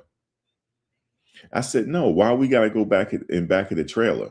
Everybody like, ooh, he don't want to fight. I said, no. Let's go to the bus stop. I said, because they're gonna see us fighting in back of the trailer and they're gonna break it up. Let's go to the bus stop. Okay. And he said, oh, you want to go to the bus stop? Let's go to the bus stop. Okay, so look, everybody walking to the bus stop. Everybody walk. Look, this is the 80s, okay? Everybody's walking to the bus stop. He said, hey, let me go in the store real quick because I want to get some candy. You want something? Look, me and him went in there. We became friends. Look, we became friends. We became friends and inseparable after that. I said, yo. He said, I didn't know. He said, you box? I said, yeah. He said, I've been wanting to go to that gym. I said, I've been wanting to learn what you want to learn. He could teaching me karate. I'm teaching him the box. Listen, what kind of fight is that? Look, we headed to the bus stop, right? We headed to the bus stop, but the bus stop got a store that everybody should go in. Man, we wasn't even trying to fight, guys. We weren't trying to fight. But that's how it was back in the day. That's how it was back in the day. Listen, I got jumped before, man. I got jumped before. But the jump I got, we wound up being friends. They jumped me for no reason. Because it was what do you call it? It was we were at the fair, at the county fair. And it was like a big fight broke out. And they kicking on me. They was like, wait a minute, we kicking on the wrong person. I said, but y'all jumped me. That's still a jump. Whether y'all jumped on the wrong person or not. I said, bro, we didn't know it was you. Guys, they got me pretty good. They did. They got my lip busted. They got me pretty good. You know how your lip get busted to the point where it's swollen to the point you can't eat? That's how it was. My lip. I had a cartoon lip. But those are the days, you know. We live to talk about it. Oh, the kid name was Colt. Colton Gray is the father of Colt Gray, who was accused of carrying out the September 4. Oh, yeah. Appalachia High School, yeah. I got Willie Lump. We sure did. And they felt bad about it. They said, wait a minute, bro, why didn't you say so? I said, y'all, I don't know. Maybe y'all wanted to jump me. I don't know. They said, bro, man, because it was dark. But what I did was, see, if you're getting jumped, you grab the legs. I was always taught to crawl up in a ball and grab them legs and twist. So that's what happened. But we walked home. We went and got our bikes, walked home, and that was it. They went and, you know, we hung out the next day. They apologized, but that's what happened. See, back in the day when you fought, we would fight each other and become friends the next day and ride our bikes again. We would feel bad for fighting each other. You know, we had a girl in the neighborhood though. She was like, you know, cool with everybody. It was a female. She was the damn bully because she was bigger than everybody. She used to fight guys and win. Nobody messed with her, but I was good friends with her though. She was on my crew. You said testimony is a lie. look at the real video. Where can I look at the real video at? If you jump someone in Texas, you have the right to stand your ground. Okay, but did he get jumped? Let's see the video where he got jumped. You said the evidence outstanding towards Karmelo. He's guilty as fuck. You're just racing behind the blind. Damn, y'all going at it, huh? Let's see the video. Point me to the link. Where can I find the video at? For him sitting up there getting jumped. Because when I looked at his mugshot, he ain't have a scratch on his face. I got jumped. I had a Willie Lump Lump. I looked like Willie Lump Lump, even though they sat up there and apologized. That was hilarious. I'm sitting up there like, how the hell I get on the ground? Like everybody fighting, I'm on the ground, dirty. It's crazy. Mother said, what happened? I said, they got the wrong person. Lip went down, it's all good.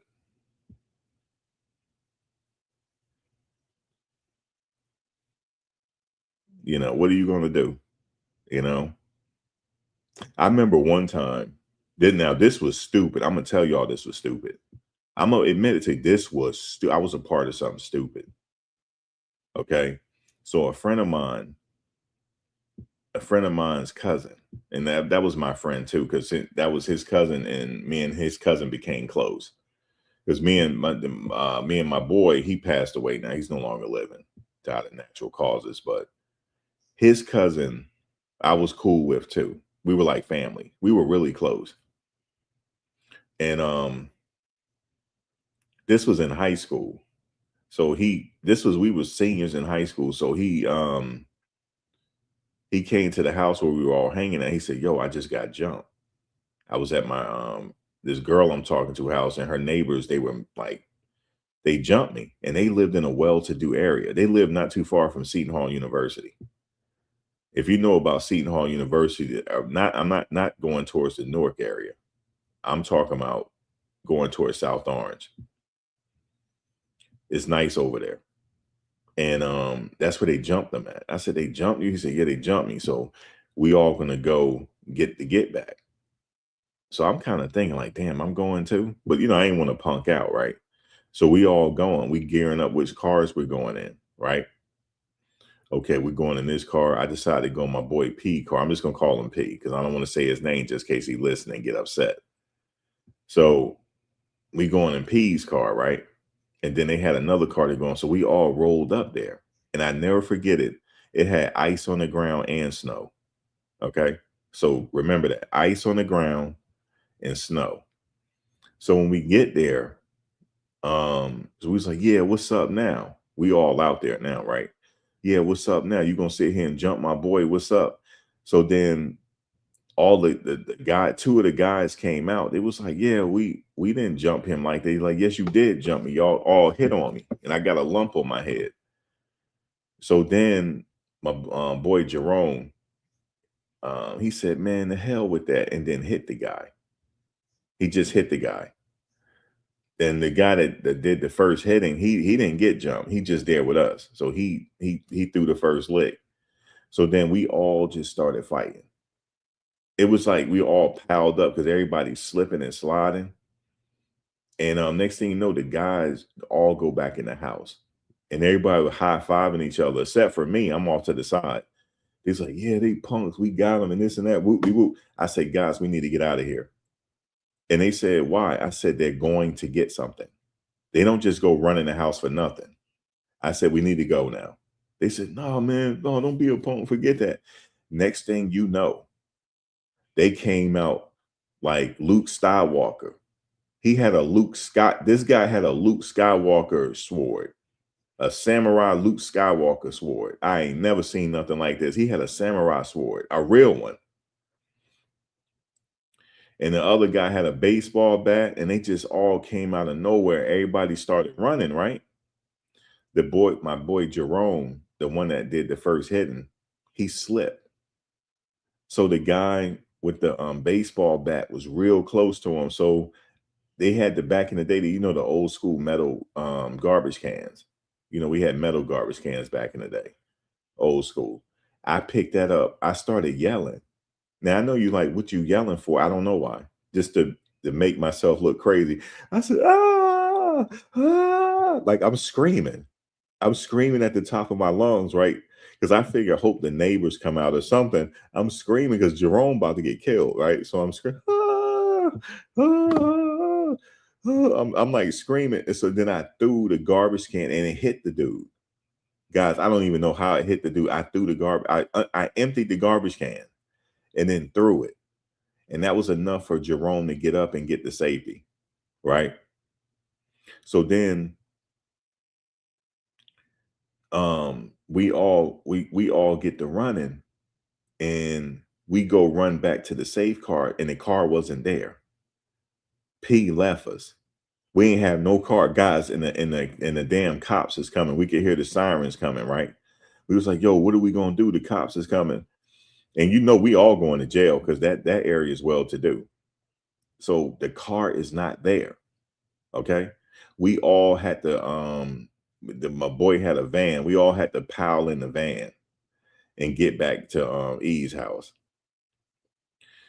Man. And then when we got back to the house, Pete, we was like, what happened to you? He said, oh, I went back to go get the gun. We said, get a gun. They said, get a gun for what? Who got a gun that my brother's gun? We know he was sitting up there lying. He wasn't going to get no gun. He was scared. And the thing was, I had to do what I had to do to get Jerome to say, because Jerome, he damn sure was something going to happen to him, because the guy was like winding up with the bat. And he's slipping and sliding on the ground, and he put his hands up, but he was about to that guy was about to get him. So it was crazy. But at the end of the day, we all live. Ain't nobody stabbed nobody, but the guy had a damn Ginsu, whatever kind of sword that was. It was ridiculous. I'll never forget that.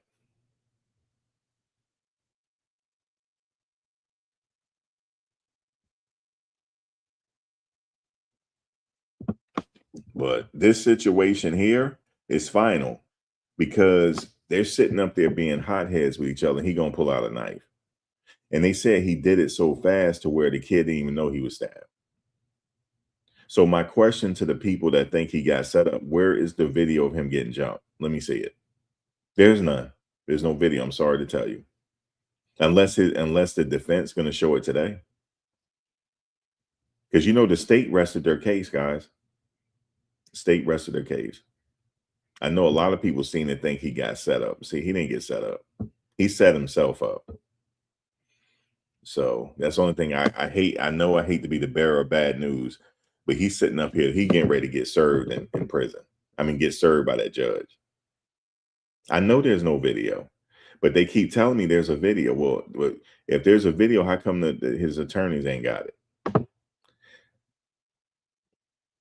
Okay. Oh, they gonna show it today? Okay, I will wait for it, Matt. I'm gonna wait for it. If you think they're gonna show it today, I'll wait and I'll come back and say I was wrong. So they said they're gonna show it today, because the defense is putting on their case today. I'm telling you right now, that judge ain't gonna play. I already can tell you how it's gonna work. Watch this. The judge is gonna come in and he's gonna say, I understand that the jury has a question. Then the jury come back in and both sides look at the question, they answer the question. Then they go back to the deliberation room. A few hours go by. The judge comes in. He said, I understand the bailiff. He sent me a note saying that the jury has reached a verdict. The bailiff said, yes. They said they reached a verdict. Okay. Well, is all parties here? All parties are here, Judge. All right, well, bring the jury in. All rise for the jury. So then everybody stand up. The jury comes in. Karmelo's looking at the jury to see if he can get eye contact, to see he gets something. All right, everybody can be seated now, the jury. So then the judge says to the jury, so to the jury foreperson, I understand that y'all reached a verdict. The jury foreperson say, yes, Your Honor. Okay, can you hand over the verdict forms, please? So then the bailiff go get them. He's He's flipping through. It's going to sound just like this. Hold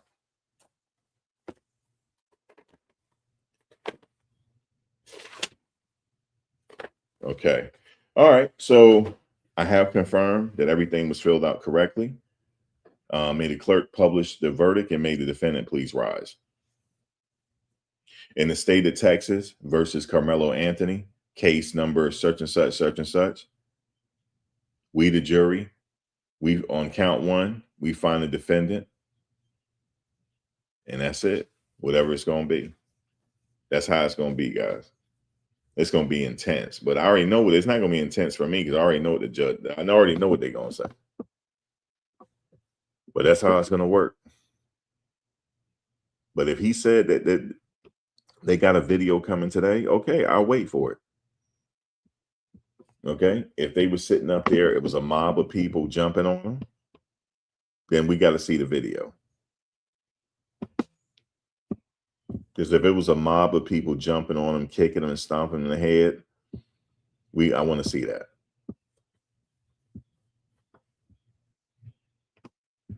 Because if they ain't got a video like that, I'm sorry to tell you, it ain't gonna be right.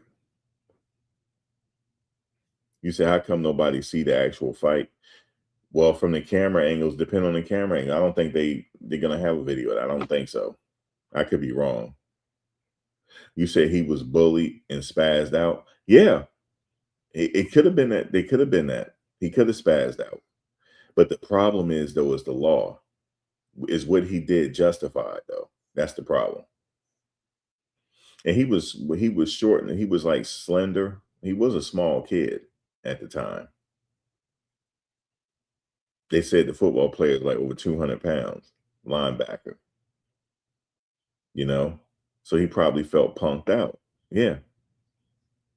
But is it justified though?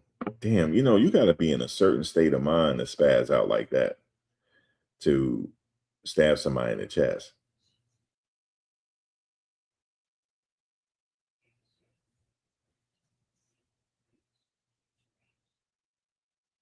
I don't know. So we'll see what the defense have today. We'll see. You said nothing justified when folks bully you. He went too far. Yeah, that's the thing.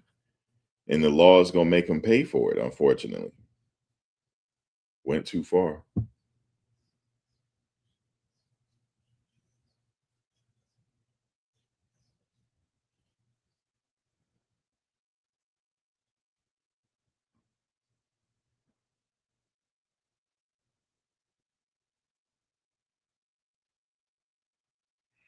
He went too far. Okay.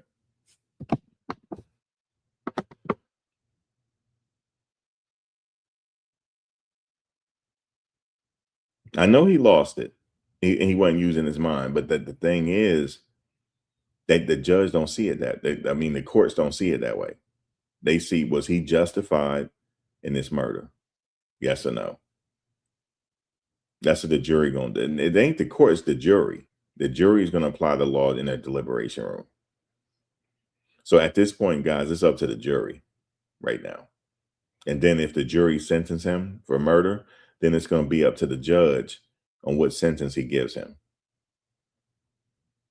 Right now, the most important people are the jury, not our opinion. It's the jury. If they feel like what he did wasn't justified, then it could. We'll see. We don't know what they're going to say. How about that? You said that jury bought. You feel like it? Now, I know what you guys are going to say. How come there ain't no black people on the jury? Right? How come there ain't no black people on the jury?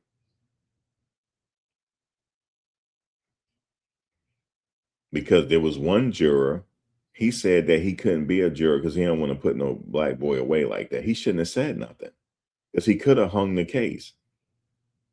You see what I'm saying? Why did he say that? He could have helped the kid. If he don't want to put the kid away, then vote not guilty. And then it would at least been a hung jury. That would have bought him a little bit of time. But he didn't want to be on the jury. He didn't have to go tell them people that. But he did. He was being honest though.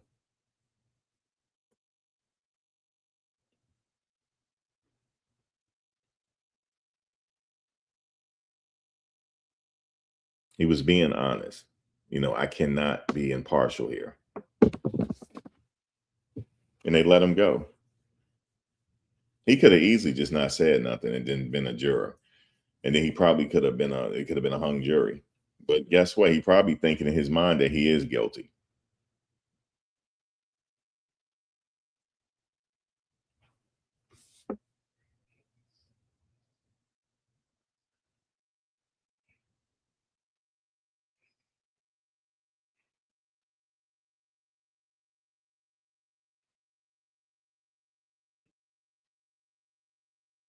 They sent him to the psych ward. How long ago was this?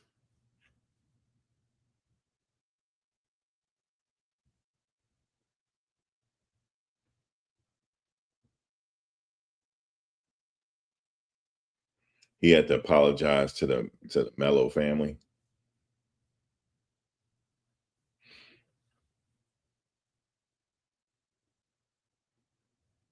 You said, Darlene, wake up. This ain't about justice.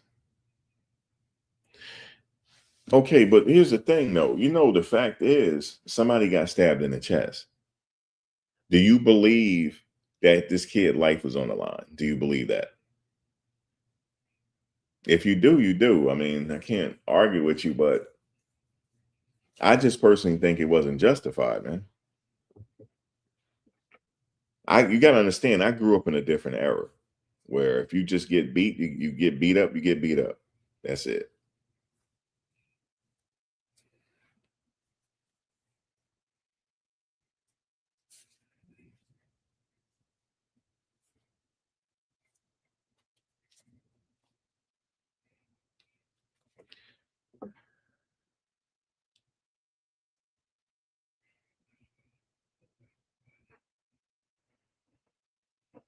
You said, let's not forget. Let me see what you're saying here. Let's not forget about Trayvon Martin. The shoe is on the other foot now. No, no, this wasn't a no. This is different. This is not like Trayvon Martin. The cops even told George Zimmerman to stop pursuing him, and he pursued him anyway. And Trayvon Martin didn't even do anything wrong. How about that? He just went to the store to get him something to eat, and he had a hoodie on, and he was going back to the house. And the cops told Zimmerman not to pursue him, and he pursued him anyway. This ain't got nothing to do with that. This is a different situation. You said you are not the law. You are just a commentator, and leave it at that. I'll bet you $100 he's found guilty. How about that, Wallace? I can bet you $100. I've been doing this a long time. I don't care if I'm not the law. I know a lot about the law. Okay. I know enough about the law knowing that he getting ready to do some time. I know enough about the law about that. No, I don't want to bet nobody's fate. I feel like that's bad luck. I don't want to do that. I don't want to bet you. But I know enough about the law to know are you a family member of his? Why are you so upset? What this got to do with you? It might be family, listen, we don't know, guys, but I'm telling you right now, y'all know this boy going away. Y'all know this. Okay. It ain't you right. It ain't, you know what? You right. It don't matter what I'm saying. It matters what the jury ain't the law either. But they're gonna have to sit up there and deliberate his fate. They're not the law either. They're just regular people like me. But they're gonna get coached on what the law is. They're gonna be given the law and they're gonna apply it to this case.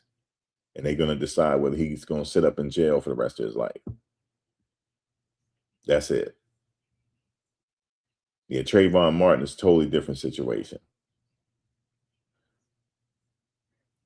All right, let me ask you a question. Let me ask you a simple question. This is going to really touch people the wrong way now. Hold on a second.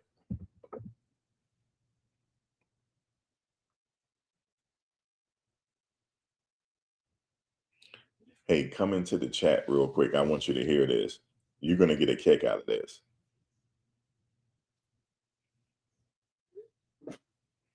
All right, let me figure out how I'm going to say this.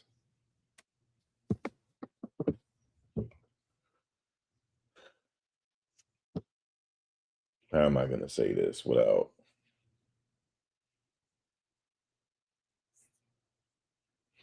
because you guys understand, like, this stuff happens every day, and I'm tired of it happening. Young people are always wanting to fight and being taken prematurely. How come y'all don't get up in arms about all the cases? Or are you? Or are you up in arm about all the other cases? You just have to admit this kid made a poor decision. He made a poor decision that he has to pay for now. That's it.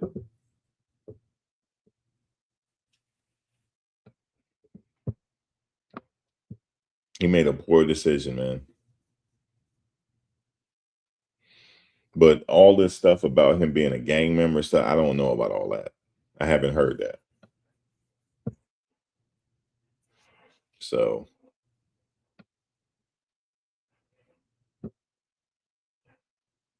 he made a bad decision. Okay? Poor decision. And that's why he's where he is. His family raised all that money. That's crazy. They raised a lot of money. And he's still going to jail. They raised a lot. He's still going. He going to prison in Texas. He going to the Pulaski unit if he get life. He's not getting manslaughter. See, that's what you hoping for. Okay? This is murder one. You know why it's murder one? Because these people testified that he had his hand in his bag, daring the kid to come closer. That's murder one.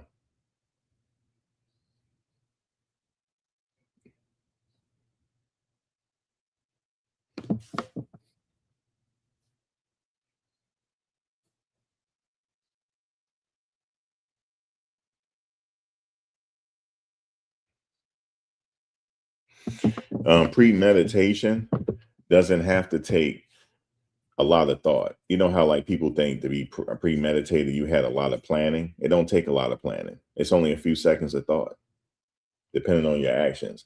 If I say you come close and see what I do to you, come closer. Come on, touch me if you want to. And then I stab you, that's premeditated. Yes, it is. It's just people gotta you gotta read the law. It's in black and white. It's there. It's see, here's the thing. Why do you think Chud the Builder can't get out of jail? Do anybody know? Because he provoked the people. He said he kept calling saying, "Why are you chimping out?" and calling them the N-word. That's actually provoking. In Tennessee, that's against the law. You can't provoke somebody and say, "I got some hot ones for you. If you come over here, I'm gonna shoot you." That's against the law. And then he shot the person, right? That's against the law. You can't provoke somebody and shoot them and think you're gonna be okay. He still can't get out of jail. And then you know what the judge said? You can't use the money that you raised to pay your bail. You can't even use that money.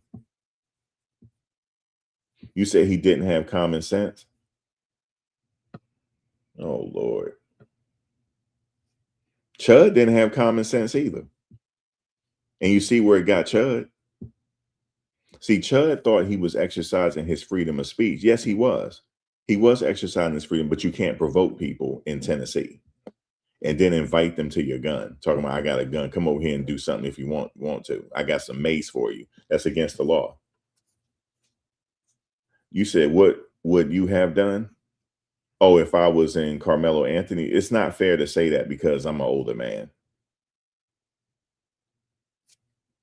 But being that I never spent time in prison, I wouldn't have been in that situation anyway. I wouldn't have been on their side anyway. I would be with people that I know. I wouldn't be in a random tent, in somebody's random tent. I wouldn't do nothing like that. I'm just telling you.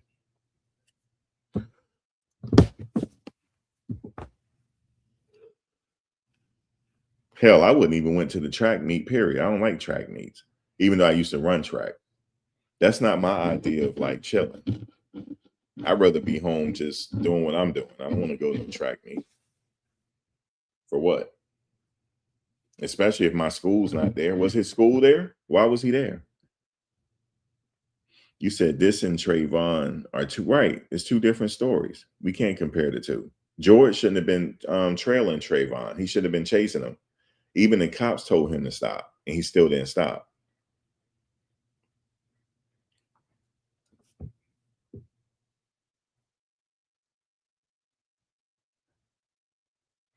Yeah, but see, yeah, there's a lot of people in jail that lost their mind. They got a place for you when you do lose your mind. It's called 3 hots and a cot. You better tell your kids that. Stop trying to take up from you. You need to tell your kids the law. You need to tell your kids what will happen to them. Do you know they want these jails filled up, and they will be glad to have you. Ask Lil Durk. Lil Durk sitting up in jail right now. He got the best attorney, Lil Durk. And Lil Durk is dangerously close now to spend the rest of his natural born life in jail. Not natural born life. I'm going to say it the country way. His natural born life. Okay? You said Eddie. I know you keep saying Eddie. Eddie was the reason Mello was at the tent. Well, did Eddie testify to that?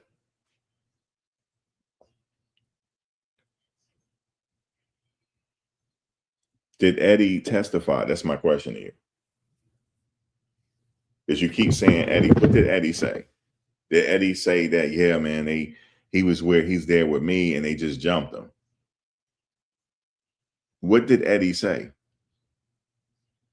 You said if folks can have road rage incident. No, you go, people are in jail right now, Ola, for road rage. Okay. Hello, Yano. People are in jail right now for road rage. You didn't know that?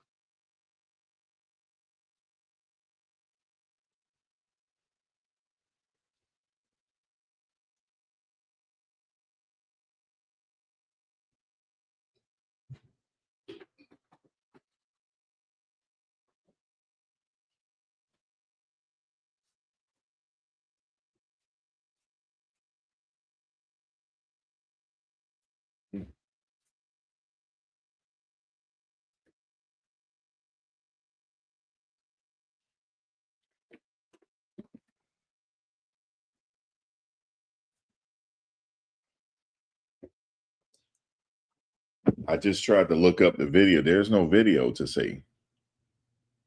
You said I'm about solutions or preventative maintenance at this point.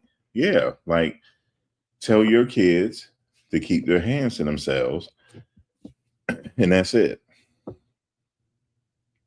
You said therefore we need to program establish. Wait, we need to program establish, and parents got to be more proactive,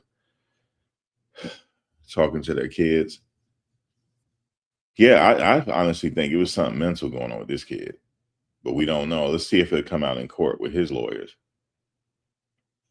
But there's a lot of people in jail that's mental.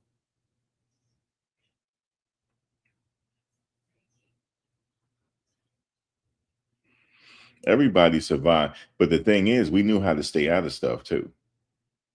Listen, I grew up in a real bad area, especially in the 80s when crack came out.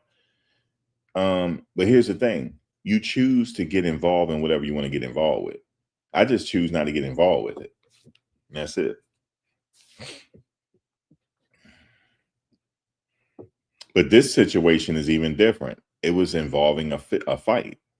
And he decided to, man, that's crazy. And then what did he say to the cop? The cop was like, well, we have the alleged suspect. He said, they ain't alleged. I did it. I did that.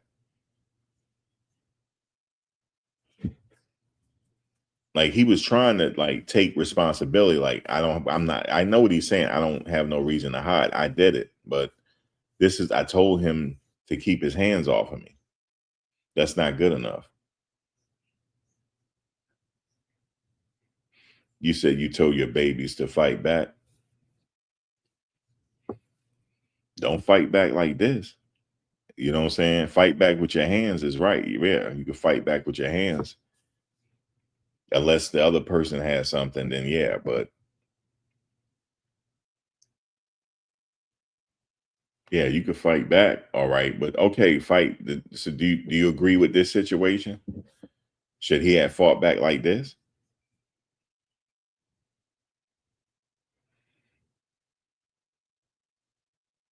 Trust me, they got 3 hots in a cot. If you want to act like this, they got 3 hots in a cot for you. I think, you know what, parents, I think it's a lost art. You need to tell your kids that they got a place where they love for you to be. They love to have Karmelo in jail. Okay. They got a nice accommodations for him. It's called sweat equity. And they call it sweat equity now. That's a nice way to say you a slave. Sweat equity. You said, can you compare the child case versus Karmelo? There's no comparison. In that child case, child was completely 100% when it's supposed to do that. 100%. And he shot the kid in the back. Okay. But what the jury did, they must have practiced jury nullification or something. Okay. He lucky he lucky he ain't go to jail. I don't know why. They must have practiced jury nullification.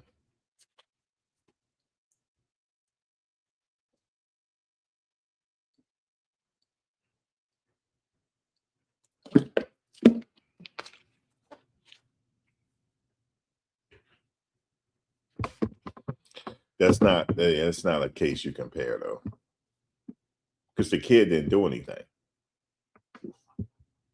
Um. So, and also, do you believe the story? How come you keep saying this guy named Eddie? How come he don't did he testify and say, yeah, they were picking on Karmelo, and maybe he'll testify today. Maybe he's for the defense. You know, see what happens.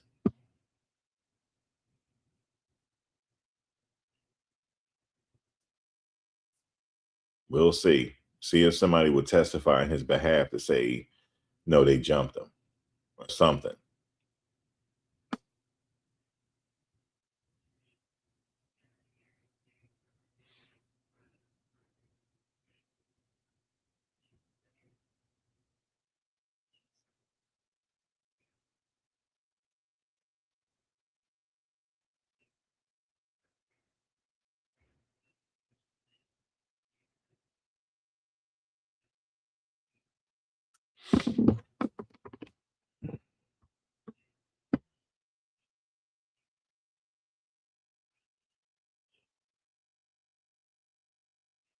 Yeah, some people seem to think he got set up.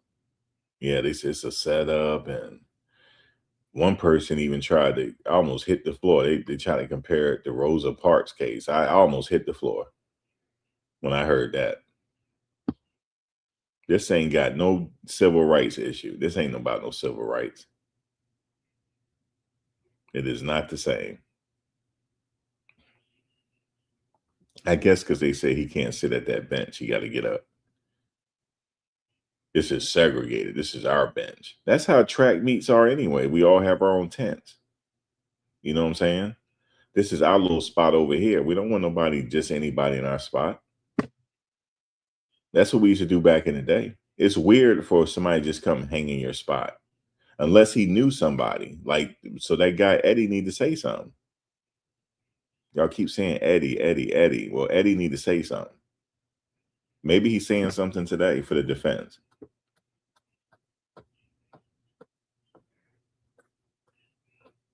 But you guys know deep down,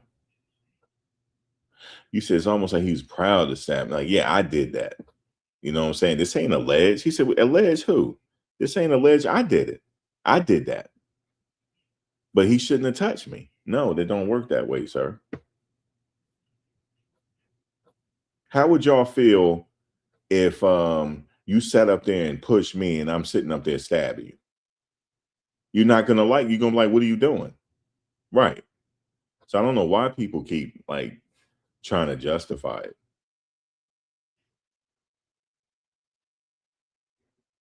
You're going to be calling me all types of punks from here to Friday.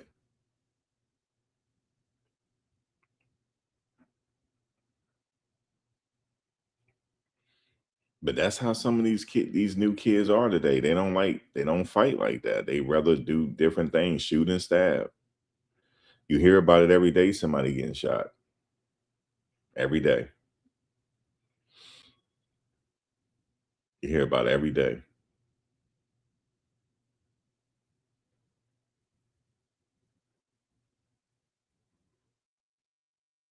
You hear about it every day.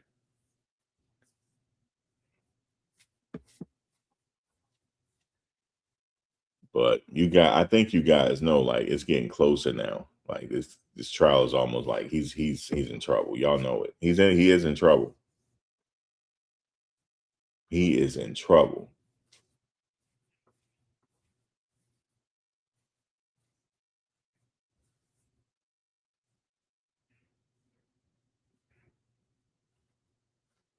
No, he's not going to the psych ward. We're not saying anything. I just want to know if there's something going on with him. No, he's not going to the psych ward. He's going to prison. He's going to the prison. Now, if he want to have protection in there, like you mean to be by himself, that's up to him. But he going on the main yard. He's going to be one of them people that educate young kids on what not to do. That's what he can do now. Or you'll end up like me, so.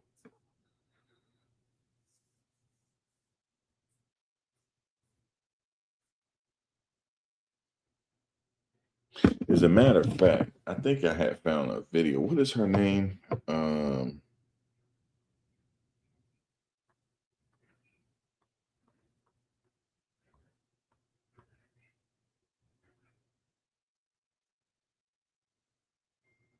She did a good breakdown on why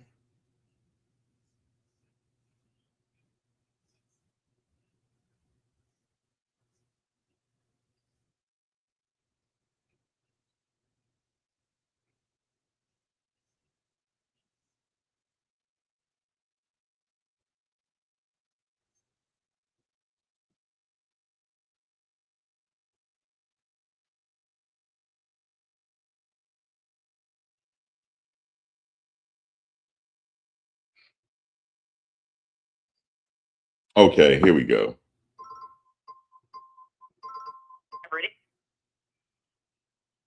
Let me go and let you hear what she had to say here. She's an attorney. I had met her at the Diddy trial as well. She's going to explain why there was no black jurors on the Karmelo Anthony case.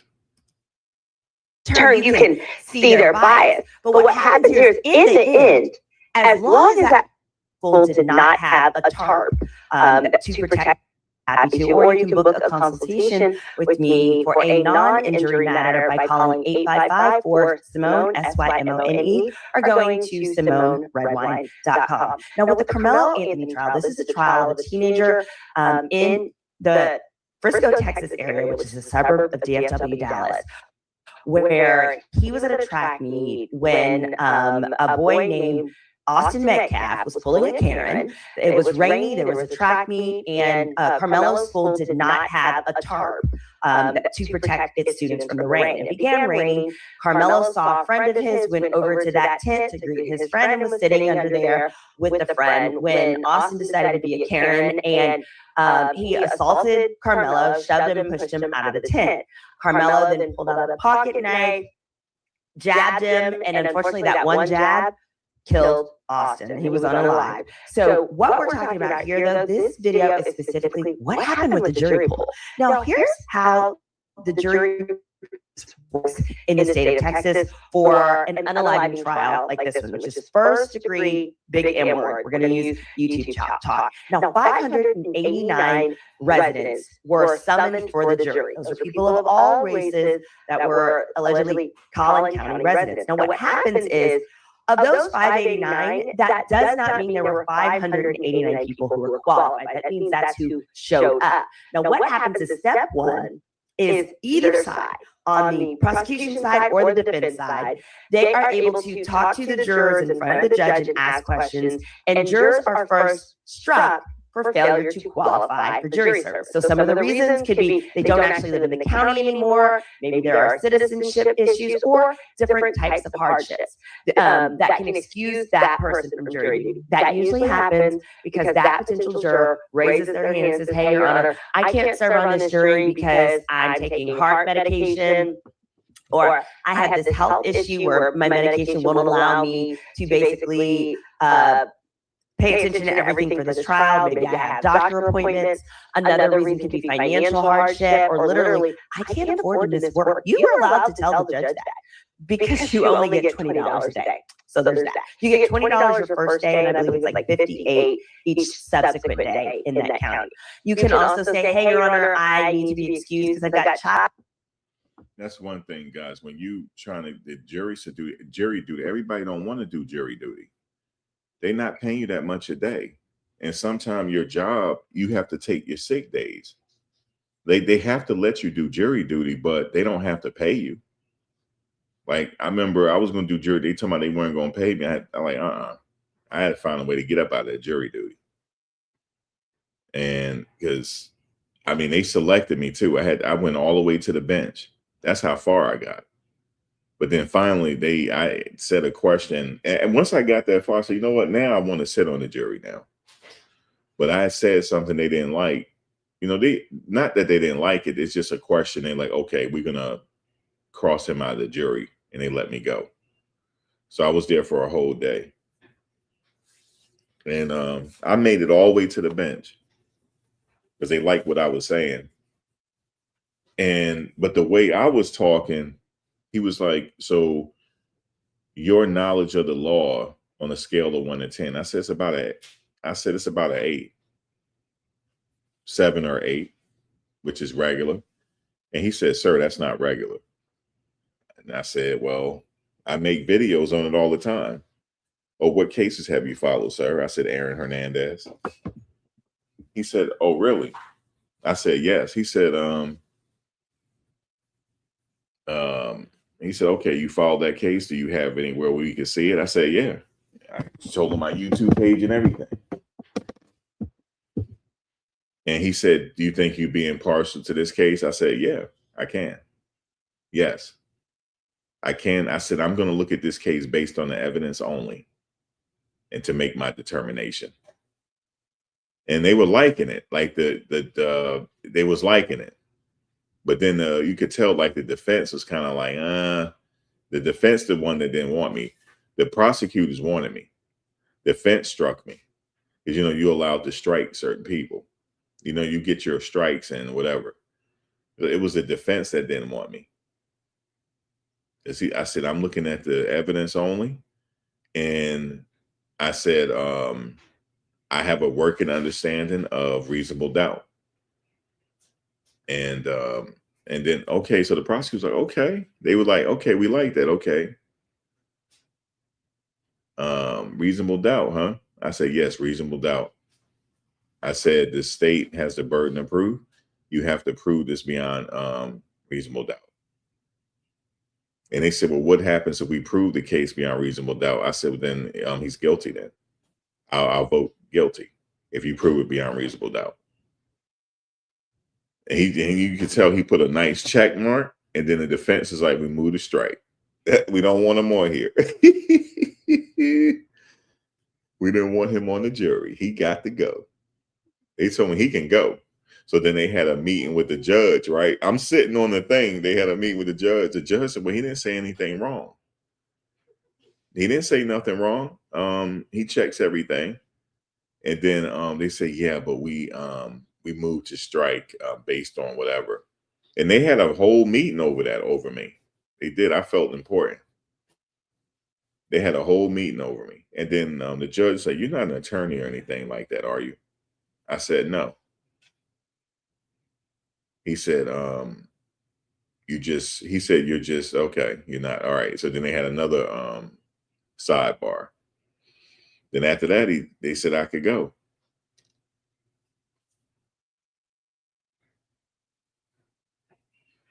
Yeah, nobody has to agree with everything I say.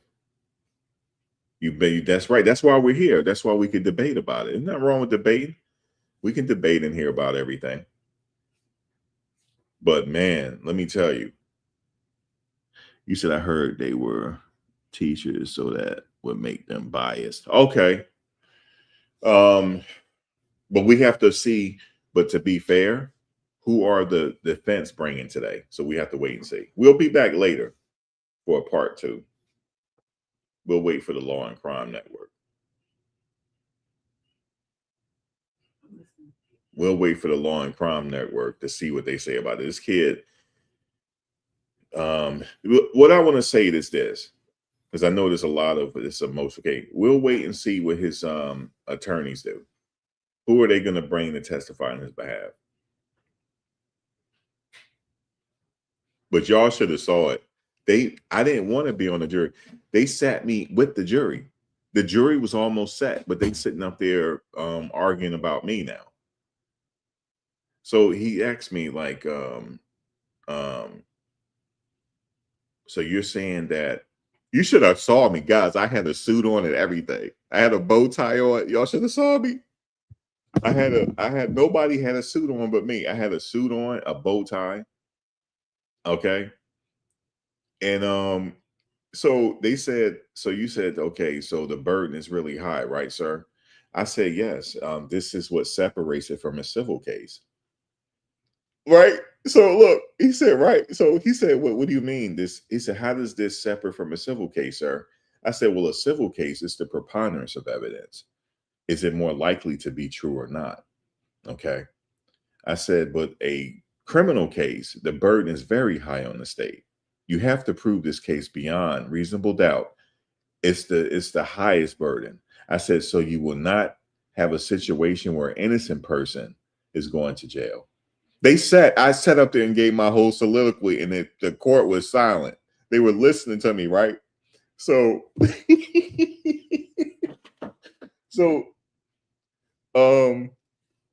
I had a coworker. He had jury duty too on another case. He was outside waiting for. He was listening because I was on the microphone. He's sitting up there laughing outside in the court, right? He's out there laughing. I said, the burden is very high. That's what separates it from a civil case. I said, in a civil case, it's the preponderance of evidence.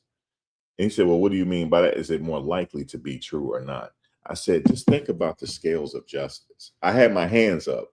Just think about the scales of justice. In a civil case, if it tips just a little bit on the side that this person could have done it, then the jury must vote on that side. Bro, the judge face turned red. He wanted to bust out laughing. You could tell he wanted to bust out laughing. So then they had another sidebar. And people just like laughing in court, yo. They laughing. And so he was like, all right, so he gave me a scenario. He said, well, you have a person walking down the street, sir. This is the defense talking to me. You have a person walking down the street. The description was he was wearing a blue coat. He was wearing a blue coat, whatever it was, I can't remember. He said, in my suspect, he said the person that's sitting here, he also had the same thing on. I said, is it reasonable? Can you make a reasonable assumption that person is guilty? I said, no. I just simply said no. He said, well, why would you say no? I said the question calls for a yes or no answer. Yo, they started laughing. I think the bailiff laughed. I said, I don't have to explain it. I said, what you asked me called for a yes or no answer. So the answer is no. He's not automatically guilty. No. He said, well, explain it. I said, well, people can have the same thing on. I can't just say, is that all the evidence that they have? He said, what if that's all? I said, well, I can't. That's not enough. It's inconclusive. That was it. That's all he asked me. And then they had a long sidebar. And then he was like, you can go. Yep. That's it. I had a guy that had a suit on, bow tie, everything. Okay.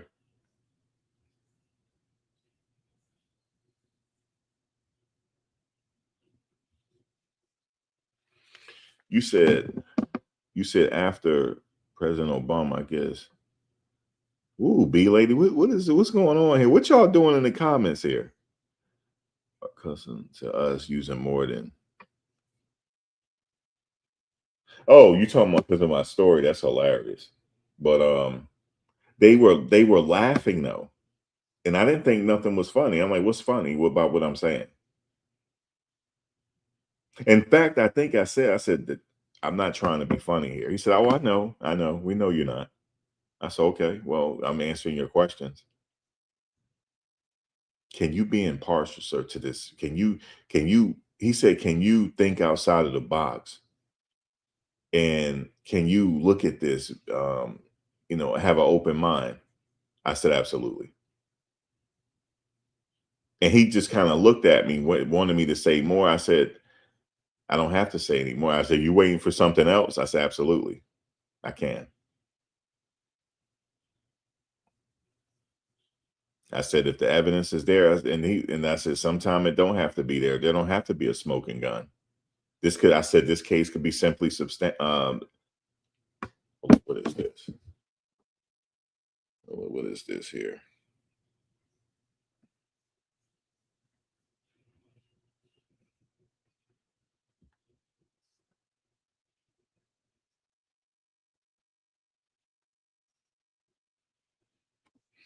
Um, I said it could be circumstantial. I don't know.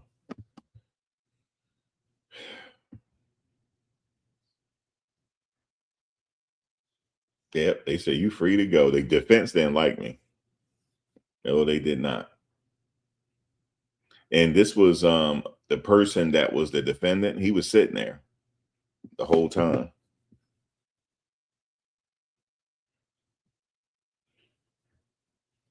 Yeah, they moved to strike me, man.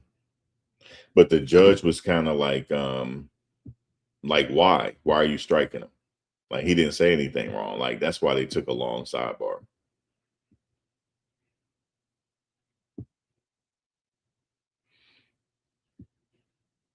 But yeah, they can strike you. They have their strikes. Each side does.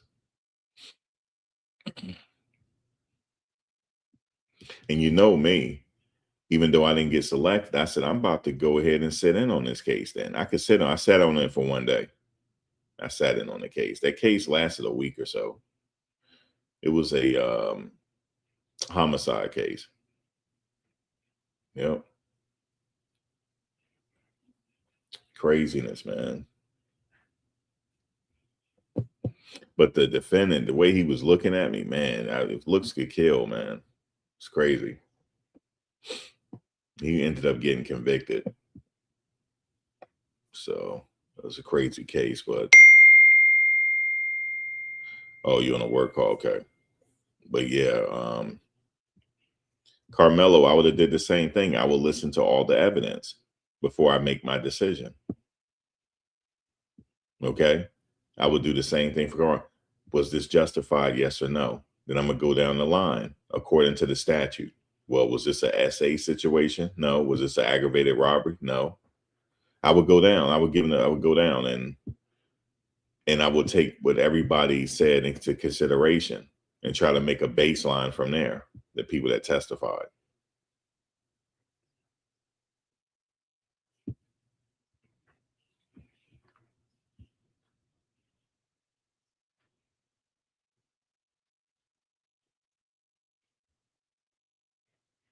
You say you know nothing of this case. Yeah, it's crazy.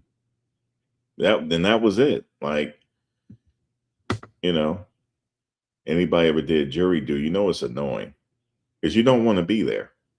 So that's this. Oh, let me go back to Simone because she's talking about why no black jurors is on there. Because guys, he don't have no black jurors on the panel.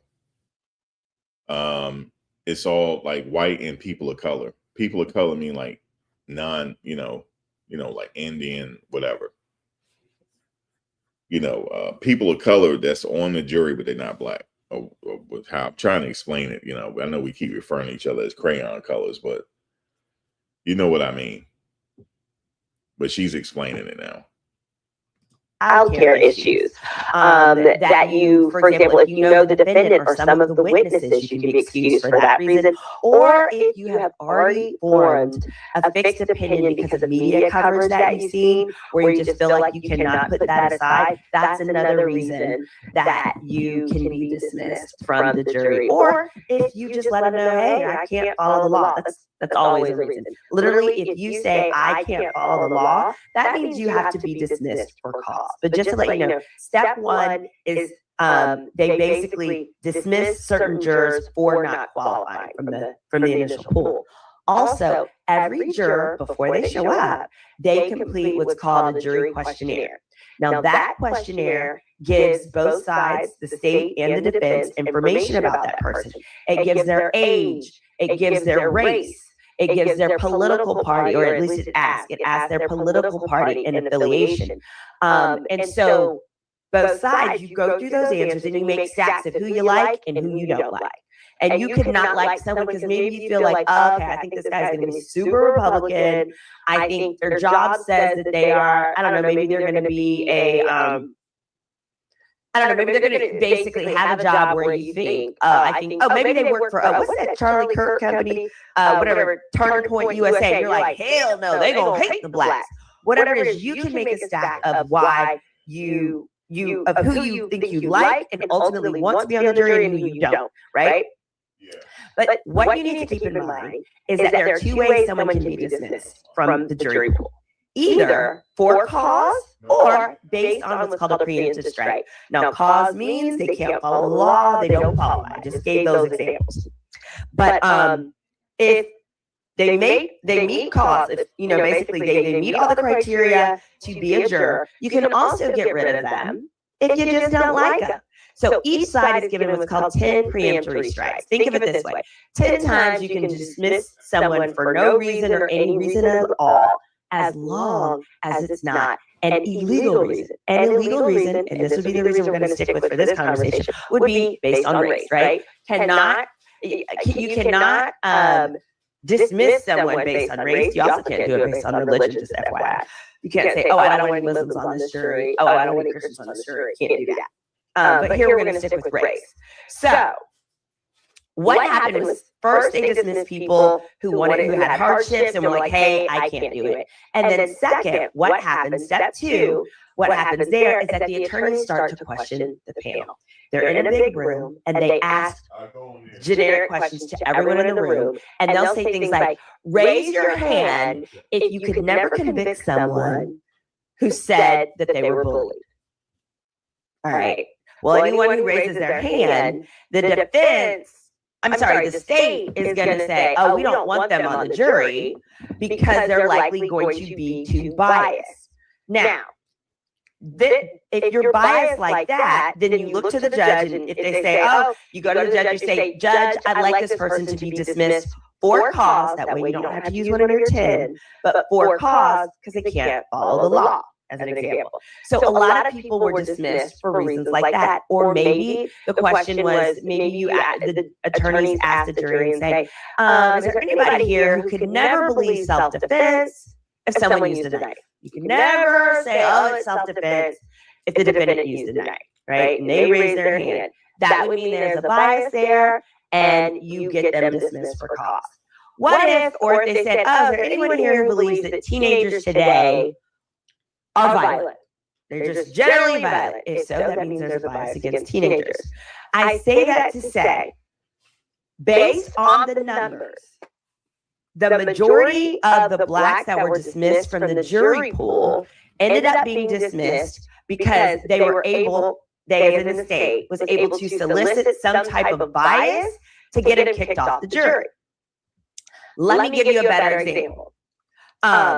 One of the questions they like to ask is, hey, if you feel that, if the police arrested the defendant, he must have done something wrong. That means that would be a bias, right? So there probably some old white lady who says, yeah, the police arrested him, he did something wrong. That would be someone who could be dismissed from cause, and you want to get her the hell out of there. You don't want someone who's just automatically going to go with what the jury said. Well, reports from CBS News said that one of the questions that got some of the African Americans out, or one of the comments rather, is that, for example, there was an African American prospective juror, bless his heart, and when asked, could he be fair effectively, he said, quote unquote, I'm going to have a hard time putting a brother in jail. Sir, shut up!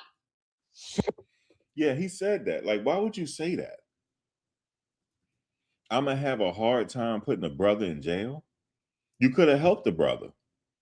But see, he didn't know that. He could have just voted not guilty by way of jury nullification and hung the jury.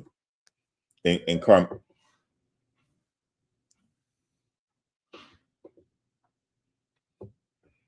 Karmelo would at least bought some more time. He could have hung the jury. He didn't have to say nothing. In his mind, like, I'm not putting this brother away. He should have just kept his mouth shut, but they kicked him off the jury for that. Shut up. So that's an example of someone who showed up qualified, but got dismissed for cause, because when you say that, it is assumed that you can't follow the law. But here's what's crazy. I've seen multiple times white folks say stuff like that all the time. Oh, but they won't say race. That's the difference. A white person will say, I'm going to have, because what happens is the defendant is sitting there.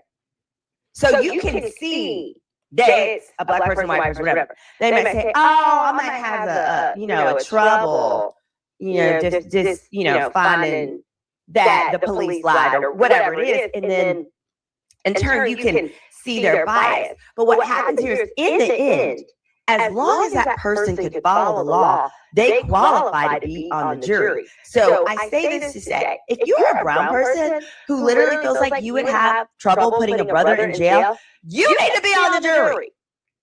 You need to be on the jury. So number one, yeah, he could have been on the jury. He could have been the one to hang the jury. But see, he don't know that. He don't have enough information in his head to know that. Because let me tell you something. If they selected me for the jury and I didn't want him to go to jail, I already know what to do. I'll just hang the jury. Nobody gonna know. I'm just gonna feel like he was innocent. But a lot of people don't know that. Yeah, I could have said, no, I don't want a jury nullification. And then if somebody would have interviewed me, well, why were you a holdout? Because I practice jury nullification. And it's perfectly legal. But a lot of people don't know that. But now you know. As a matter of fact, Max, what is jury nullification? I'll tell you right now. Hold on. Jury nullification. Now, the courts are not going to instruct you on that during your voir dire or during jury instructions. They're not going to tell you that and do those processes. They're not going to tell you. Jury nullification usually means the court or jury office is contacting. Oh, no, hold up. I messed up. Hold on. I'm looking at something else. Hold on. What is jury nullification? Okay, here we go. Wrong notes. A person clearly, it says example, jury nullification is when a jury believes the defendant technically broke the law, but the jurors still vote not guilty because they think applying the law will be unfair, unjust, or wrong in the situation. Example, a person clearly violated the law, but the jury thinks the law itself is unfair. The punishment is too harsh, or the prosecution should have brought the case. The jury can acquit anyway.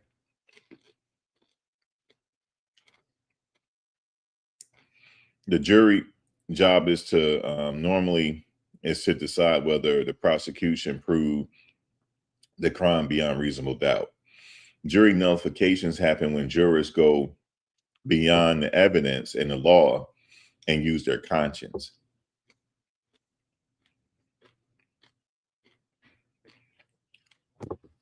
You know why they don't teach this and they don't tell you? Because most people won't go to jail. It'll keep getting the case, people will keep hanging the jury if a lot of people knew that.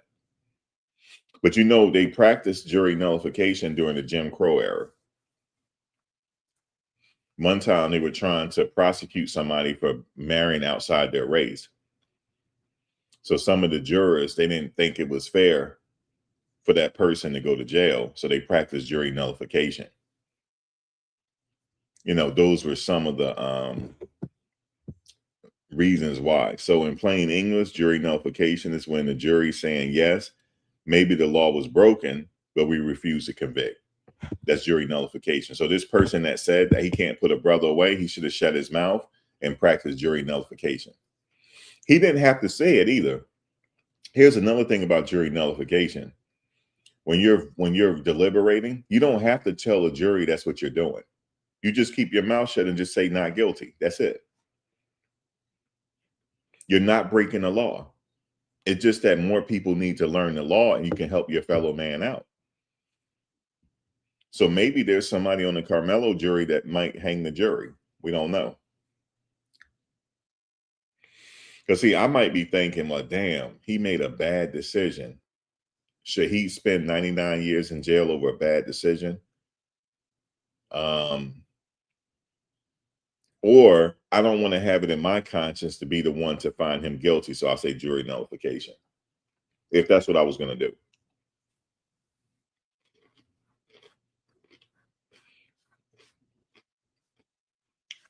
Now, like I said, it's perfectly legal to do that. But during jury instructions, they don't notify you of that, even though it's perfectly legal for you to do that. One of the cases you recently heard about jury nullification is in the case of Luigi Mangione. He was the person that shot and killed that insurance exec in New York City. A lot of people said they don't agree with the killing, but they said that he shouldn't go to jail either because what he did was just. It's the person that he killed. They said he was practicing bad insurance practices where he was denying people claims and people were dying because of it.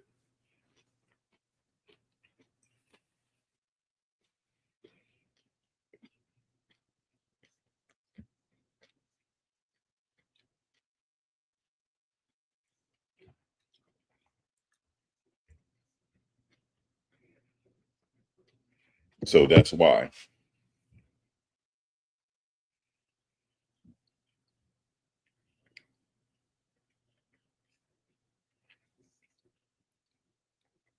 Jury nullification. So for that guy to say, no, I can't put a brother away, maybe he should have he didn't know what jury nullification was, because he could have helped them. Because they heard that guy qualified and they were going to seat him on the jury, but he said that. He could have been the one to just hang the jury. Because think about it. How many times is Texas going to try this case if the jury keeps getting hung? They probably will try. They probably will keep trying them, because somebody died here. But, maybe that will, if he get a hung jury more than 3 times, maybe they'll say, look, we'll give you a deal. They'll give him a better deal or something. But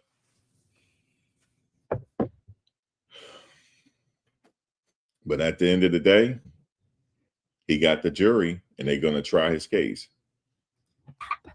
Zip it, okay? You need to zip it. Because they need people on the jury who are going to literally evaluate the case based on reasonable doubt.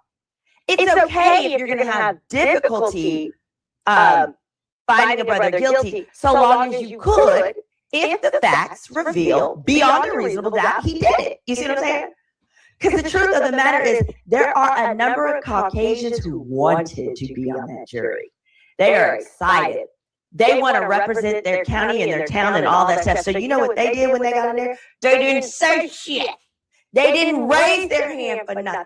Stop. Did you hear what she said? There's probably people in that jury waiting to put his ass away, but they ain't say nothing. People don't know how to think strategically in life.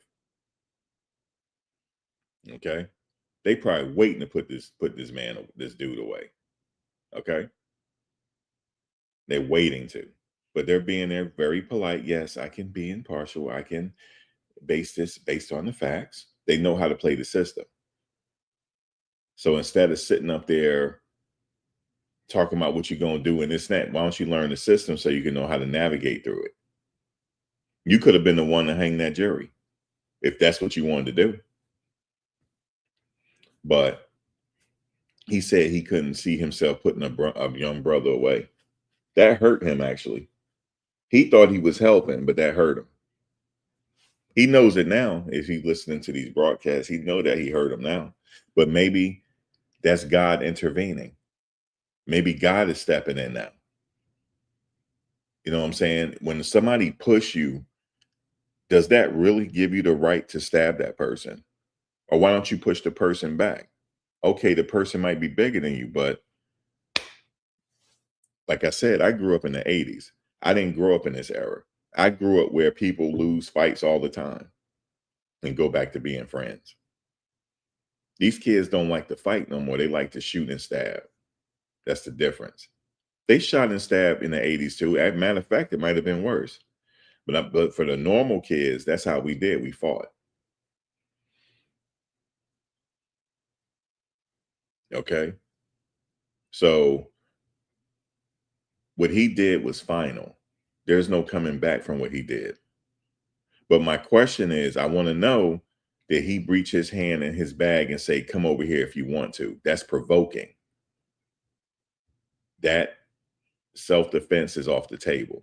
I'm just telling you this. We read the statutes. It's off the table. Now, you might say, well, Max, he got assaulted because he got pushed. Okay, well, then push the guy back. That is equal response. That's an equal response. If somebody push you, push him back. If he hits you, hit him back. Not if he pushes you, stab him. That's not equal. So that's all it is. That's what the jury is going to decide on. They're not going to decide on their emotions and stuff like how all right, is it justified or not? Yes or no? But we got to wait to hear what the defense put on. They probably have witnesses too, right? I'm assuming. Because if not, I bet you they're going to rest their case today. I bet you the rest today, either today or tomorrow, they're going to rest their case because the prosecutors already rested their case. That's what they're going to determine. Was his life in danger or not?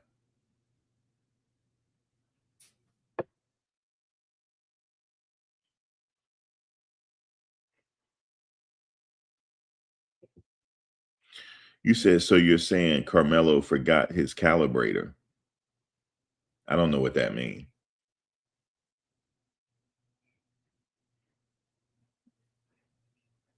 What does that mean? Like, forgot his what? So you're saying he forgot his what does that mean? No, what I'm saying is, you said, but what if he thought the white kid had a knife too? No, he didn't have a knife. The only weapon they found at the scene was the knife. You mean what if the kid had a weapon too in his hand? Well, we got to wait and see if is it a part of the testimony. Remember, the defense is putting on their case right now. Do they have someone to testify and say that they had a weapon too? I don't know. You said he had to calibrate force an equal amount of force. No, it ain't. You trying to be funny. No. What I'm saying is if I get pushed, I have a right to push back. That's equal force, according to the penal code. What I'm trying to say to you is, if you kill somebody in the Texas penal code, it has to be justified. Was this a SA? Was there a SA going on? Was there a robbery taking place? Was there aggravated robbery taking place? Was there aggravated assault taking place? No, it don't seem like it.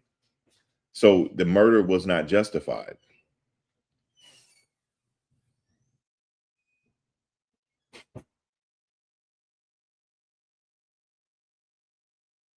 You know, it's just y'all. I'm going by what the statutes are saying. It's not justified here. Y'all about to see. Don't listen to me. Y'all getting ready to see what this jury say. I already know what the jury gonna say. They not, trust me, if I was on the jury, 2 hours tops would be done. That'd just be long enough for me to have lunch, because I'm gonna get a free lunch out of these people. And then I will give you the verdict. Then I'll give you the verdict. It ain't gonna take but a couple of hours. It just long enough for us to fill out these jury forms. Okay. Listen, if it was me, I would have somebody fall out in court for. We all got somebody in the family that's gonna fall out in court for you. You know what I'm saying? Somebody we always got somebody at the funeral that show out for you, and somebody gonna fall out in court, or you gonna fall out in court. Okay, because after I finish my piece or whatever they're gonna get me for the day, I am voting guilty. Okay, that's it. That's it. You don't bring no knife to a fist fight. Okay, that's it. That's it. I know they have stand your ground. Yes, they do. But you got to go to the statutes to see. Now, let's say if it was a situation where he got punched in the face, right?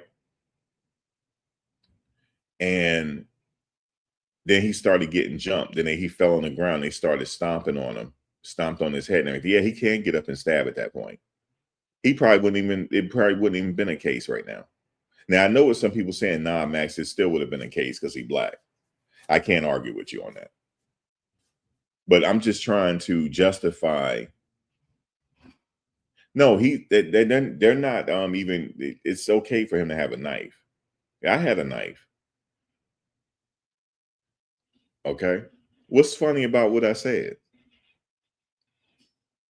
You gonna sit up there, Mr. 42 UK, you gonna stab somebody because they pushed you? That's what you're gonna do? You said the facts would set me free. The facts ain't setting him free.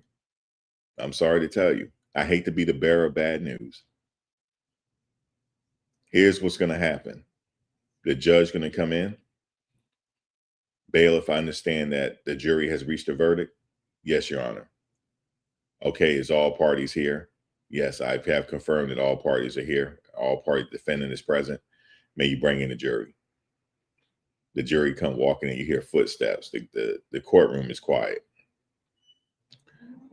The judge say everybody may sit down now. Then the judge say, okay, I understand the jury foreperson. You jury foreperson. Okay, I understand you guys reached a verdict. Yes, Your Honor. May you pass over the verdict forms, please.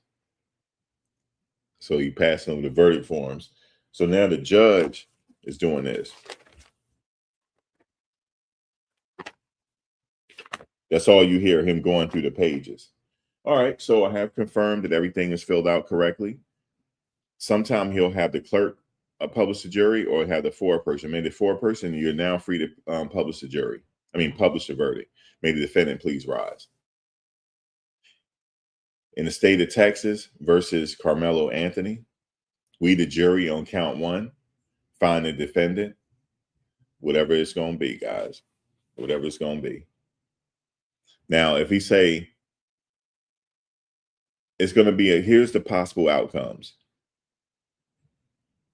State of Texas versus Karmelo Anthony, we, the jury, find the defendant not guilty. I'm going through all the scenarios. State of Texas versus Karmelo Anthony. We, the jury, find Karmelo Anthony not guilty on count 1. But for the lesser part, we might find him guilty on whatever. They might find him on something lesser. Or we, the jury, on count 1, find Karmelo, we find the defendant guilty. That's it. Or they couldn't come up with a verdict. It's a hung jury. Either or. That's the possible outcomes. But in this situation, this is an easy case. They shouldn't deliberate more than 2 hours. We, the jury, State of Texas versus Karmelo Anthony. We, the jury, find the defendant guilty. That's it.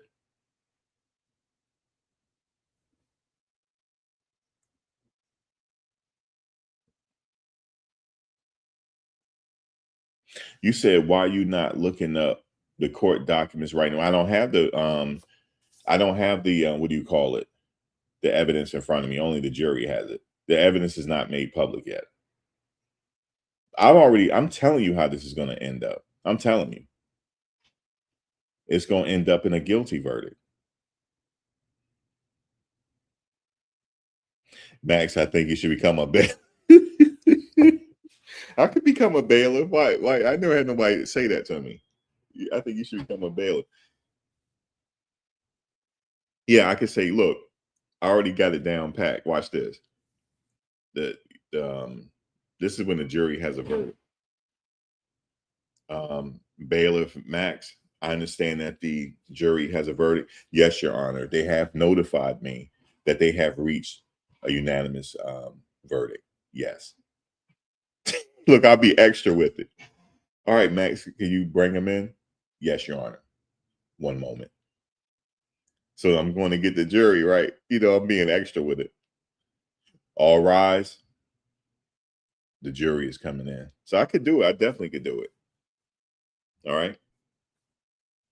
Definitely can. I know my way around the courtroom. I sure can.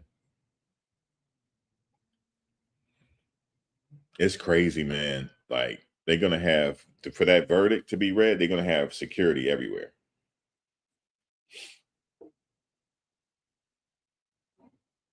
But the most important people right now is the jury. Those 12 men and women of the jury. That's the most important people right now in his life to decide his fate. They have his life in their hands.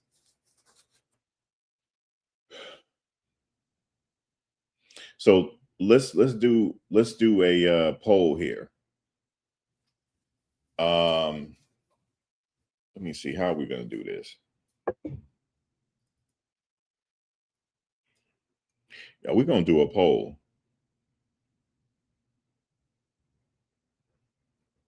Yeah, we hold on. We're going to do a poll.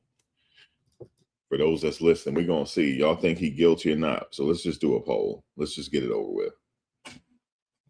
Let's just do it. And you guys are going to decide now. You guys are going to decide it right now. You guys are the jury right now. So we've been going back and forth for the last couple of days. So let's just make this final.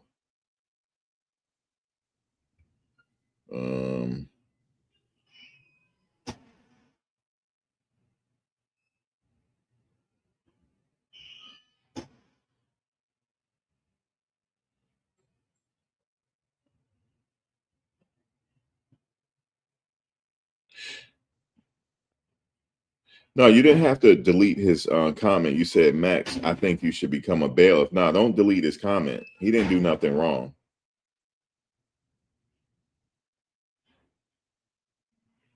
Cyrus, you hit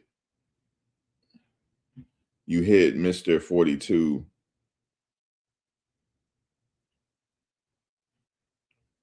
No, Mr. 42, don't hide him from the channel, man. He didn't do nothing wrong. He just said guilty 100%. I'm just happening to look at it now. You hiding him. Hold on, let me see what's going on here.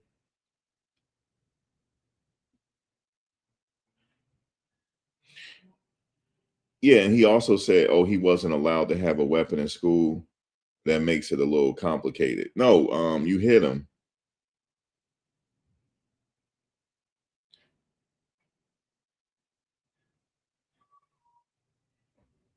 And swim. Let me see. Yeah, don't hide these people, because he said, Max, I think you should become a bailiff. That, I mean, he just joking. I mean, that's not people, we allowed to roast it. If they want to roast, they can roast. As long as it's not disrespectful. Ain't nobody calling me out my name. No, you don't have to hide these people. I'm just happen to look at it now.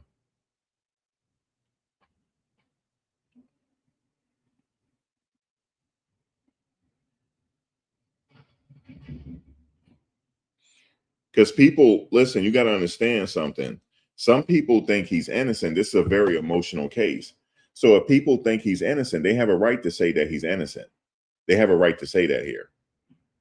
You know, everybody's opinion is welcome. If you think he's innocent, then we here to listen. We here to we don't even have to explain it.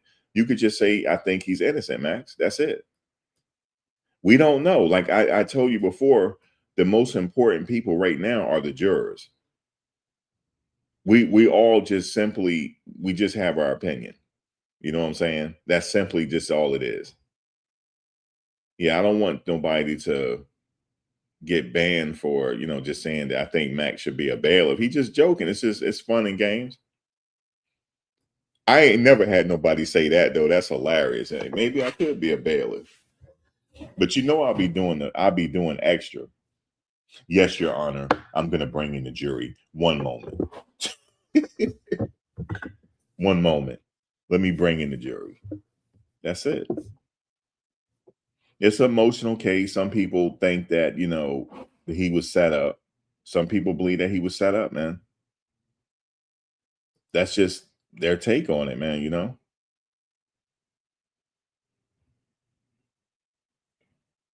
Yeah. You said right, Mr. Foy. It don't matter what we think anyway. Right. Now you straight. It don't matter. The jury. But we just sitting up here just talking about it because people are interested in the case. But trust me, you're gonna have some people that come in here that got strong opinions. They say, Max, he's innocent, he was set up, and everything of the sort. So that's pretty much and you never know. He could have family listening. You know, it's still somebody's cousin or brother, or you know what I'm saying? It could be somebody brother, cousin, nephew that's listening. No, it's straight. Sorry, I'm talking about something else now. It could be you know, because that's happened before. We covered cases over here and family members showed up. I had a case one time where the defendant showed up. The defendant showed up. It was Dalia Dipolito. Y'all could research her case. She literally pulled up on me. Dalia Dipolito. She said, you got something coming to you. That's what she told me. Said, you keep it up. And she was on trial for trying to pay a hitman to kill her husband. And it was the subject of a TV show. They set her up. They made a whole TV show out of it. She thought she was hiring a hitman to kill her husband. And then when she thought that the hit took place, they set her up. They say, yeah, you know, the hit took place, and she thought she was going to the murder scene. That's what she thought. And then next thing you know, they said, no, your husband's alive. That's hilarious. So she pleaded not guilty because she said she knew it was a show and she was just going along. So yeah, that's Dalia Dipolito. She showed up right in the comment section because she thought I was clowning her. She said, wait till I get out of this. You got something coming to you, buddy. That's what she told me. No, she's still in jail. She finally got convicted. It took like four trials. It was like a hung jury here. It was just a mess. But yeah, she said, she was out on bail. She was like, you got something coming to you. And people were like nervous for me. She's like, Max, she's going to try to get you clipped next. That was crazy. And then there was a couple of family members, from Tory Lanez. His family came in. They was like mad, but I didn't say nothing.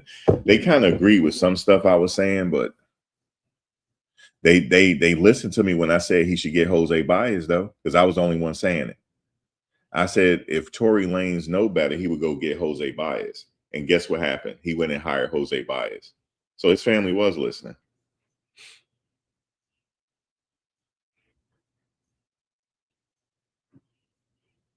You said you think Karmelo getting set up with no black jurors? Oh, Simone's still talking about. No, we were giving examples. What Simone was just saying just now. She was giving examples on why he don't have a black jury. They kept getting disqualified. And one of the black jurors, he said he can't be on the jury. He can't convict a young black brother. He don't know if he can put a young black brother away. But if he had shut his mouth, he would have been on the jury. But yeah, he don't have no black representation in the jury. None. Oh, what I think? That's a little strange. It is. It's a little strange. I'm being honest with you. I would want at least one black juror on the jury if it was me. Something. You got to have some type of representation. But sometimes it's not always the case. But for me, it is a little strange. He has all white and the people of color are like maybe Indian and whatever. That's what he has on the jury. And they're all younger. They saying that there's like one older guy, but then I heard that when the defense was talking, one of the jurors side-eyed him with a side eye. Like with this look on his face. So that's not good if you want to interpret it like that. Do you think having a black jury would help him? Or do you think the evidence is very strong and get him regardless? It probably would got him regardless. But having an all black jury helps. If he had an all black jury, he probably got a hung jury. It's going to be somebody on that jury that don't want to convict him. Trust me. Jury nullification. It would have been somebody that have been like, nah, I can't put this guy away. Yo, I'm holding out. It would have been a holdout maybe.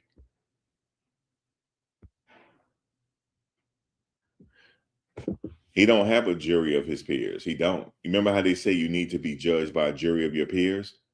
He don't have that. That's not a jury of his peers.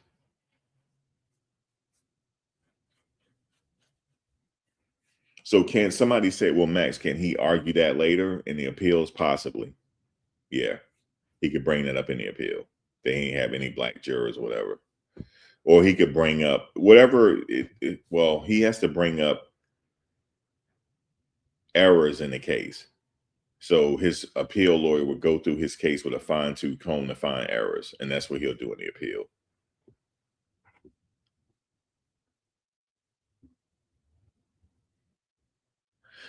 I think, hey, King, I'm not disagreeing with you there. They put together a lot of money. He had a nice little donation pot. Okay. I said the lawyers get paid regardless at the end of the day. Okay. You know what I think he should have did here? Take a plea deal.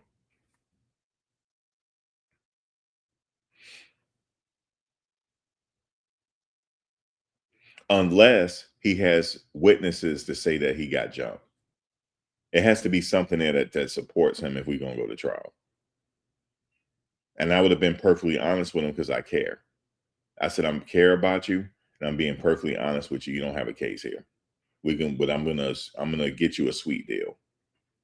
Maybe they could have got it down to manslaughter and bought him 10 years. Because he's only 18. He would have been out before his 30s.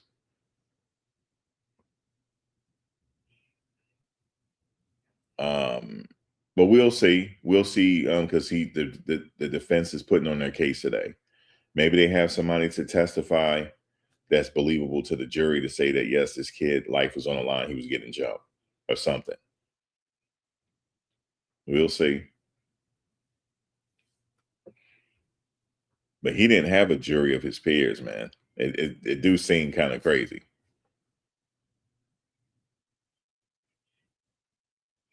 This is his last case, I believe, Chantel. You talking about the judge? I can look it up. That's a good answer. A good question. I'm gonna look that up. The track. I didn't. You know what? I didn't. Usually we do a track record on the judge, Chantel. We didn't do it in this case.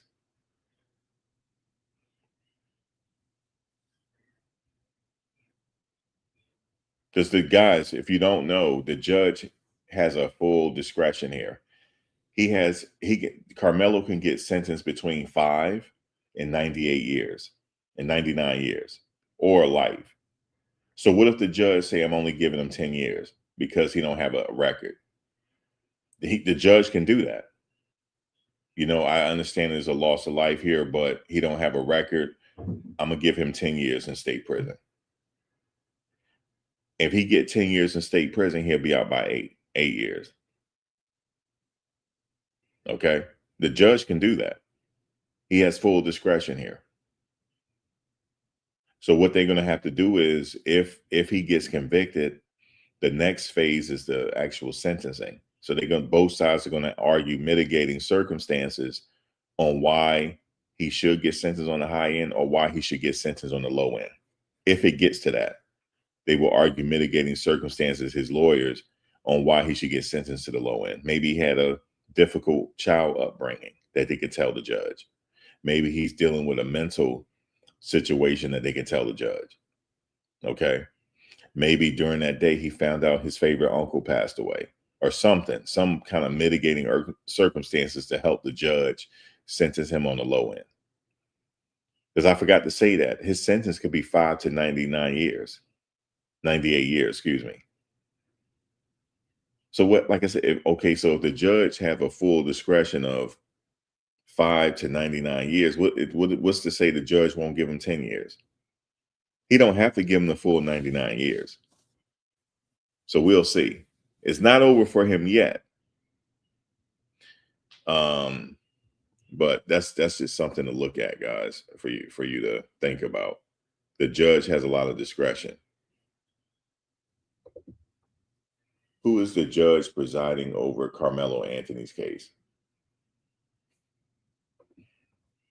Okay. Because I know somebody said, well, Max, he don't have a record. Okay, well, the judge will consider that, right? Because he don't have a record. Are you going to give him 99 years and he was 17 when he did this and he don't have a record? We don't know. So we do need to figure out this judge here. So the judge is the Honorable Judge John Roach Jr. in Collin County, Texas, specifically tied to the 296th district, as y'all already know.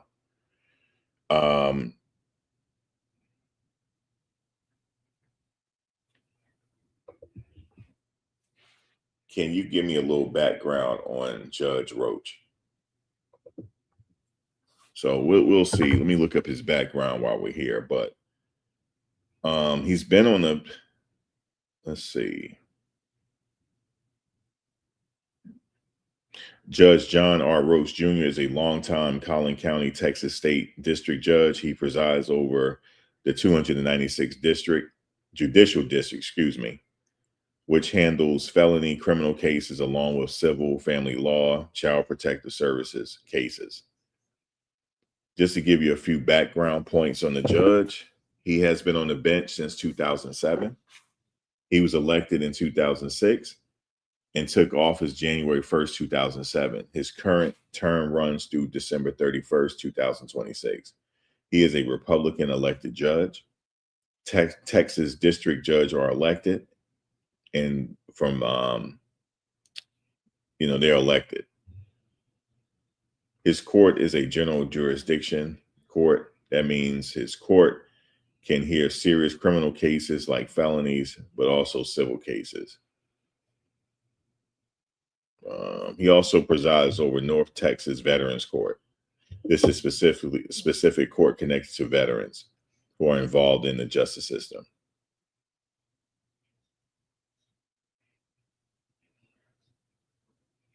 He previously faced a public admonition in 2018. The Texas State Commission of Judicial Conduct issued a public admonition involving Roach in 2018. The document says he had served as presiding judge over the 296th District Court since 2007 and discusses issues involving a case where his wife, attorney Laura Roach, was involved. Let's see something here. What were his cases and what did he give the clients as far as a sentence? Let me see. Is his sentence a very harsh? I'm trying to find that out. Oh, hold on. Let me see what you found here.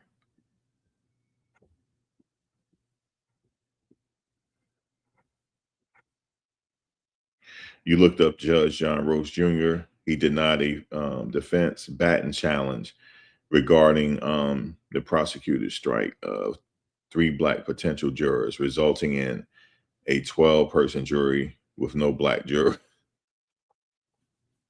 So he's done this before. Okay. All right.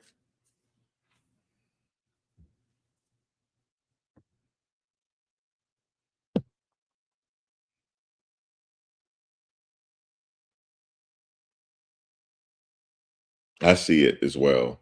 I see it. Chantel, I see it. We're going to get into that now. All right, guys. So what Chantel said here,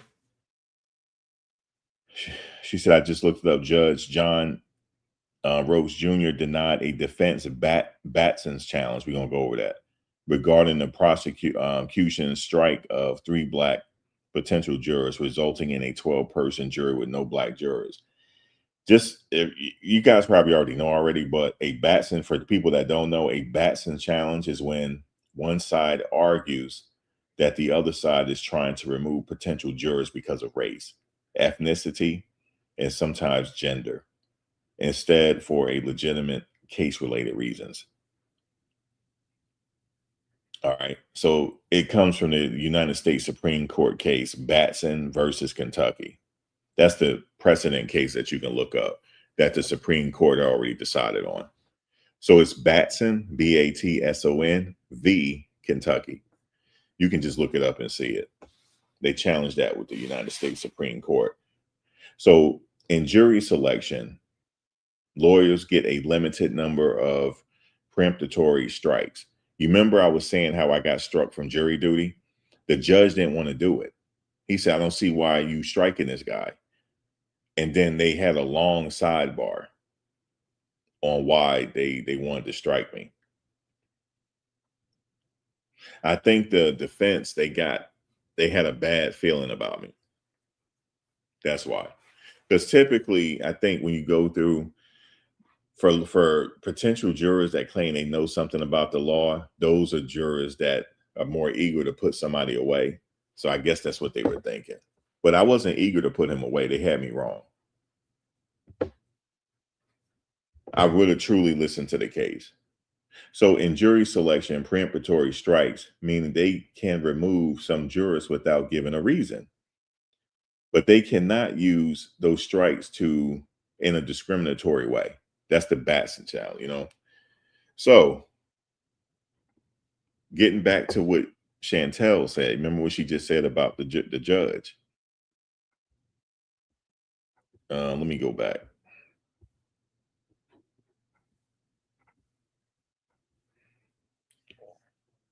So she said she just looked it up. So Judge John Roach Jr., let me just highlight it.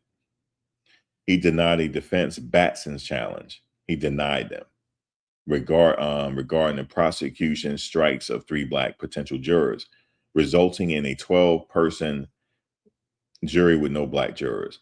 So it's kind of happening again. So in this situation with Karmelo Anthony, he don't have any Black jurors on his case, right? He has people of color, but not of his demographic. So That's what's going on there. So we'll see. I mean, you guys think that make a difference? Some people say if it was all black, maybe.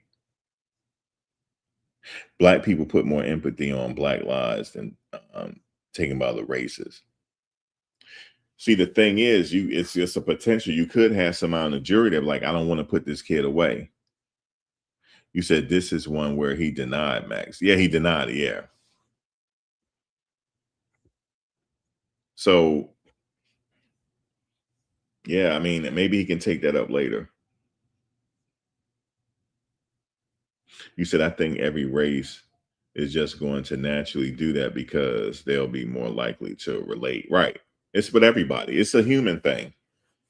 And we talked about this the other day. I had learned this in like abnormal psych class. We all are guilty of this. We treat different defendants based on how they look. Everybody does it. We all guilty of it. Let me see if I can give you an example. Okay, like Luigi Mangione. You see all the women showing up to court saying they love him and all this stuff, want to be his wife. It's because of the way he looked. They think he's handsome. The same thing with Ted Bundy, the serial killer. He had a lot of women were there front row because they thought he looked good. They thought he was what they say back in the day, that old school word. They thought he was a hunk. Okay. So a woman that's cute or whatever, we're not going to bash her too much as opposed to P. Diddy. We're all guilty of it. You know, we all have our own biasness, which is okay. You know what I'm saying? So we do. I mean, is it going to work for? We'll see. We'll see. But like I said, some people are saying, Max, look at the racial makeup. But what about, okay, well, let's look at the racial makeup of Karmelo Anthony. Let's look at that now. And let's look at the age ranges. Let's see if we can find, I have that tab open somewhere.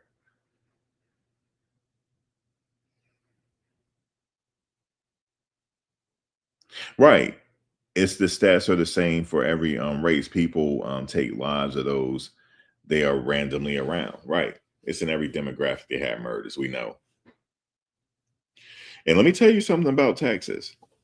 Texas, they don't give a damn who you are. If you're guilty, you are going to jail. You're going to prison. That's one thing about Texas I could say. But Texas, they do it a little different though. See, this is not a capital case. Karmelo is lucky because if he was over the age 18, he would be, this would be a death penalty case. So he's lucky. Okay, let's look at the makeup of the jury. What is the makeup of the jury? All right, so let's see. Karmelo Anthony, 12 jurors plus 6 alternates, total of 18. The biggest reported detail is that none of the jurors or 6 alternates are black. Even though Karmelo Anthony is black, the defense raised the Batson challenge, arguing prosecutors improperly struck black jurors, but Judge John Roach denied the challenge. He's done this before. That's what Chantel just brought up. After prosecutors said that jurors were struck because they were teachers, educators, not because of race. Reports have not consistently listed a full breakdown of gender and age.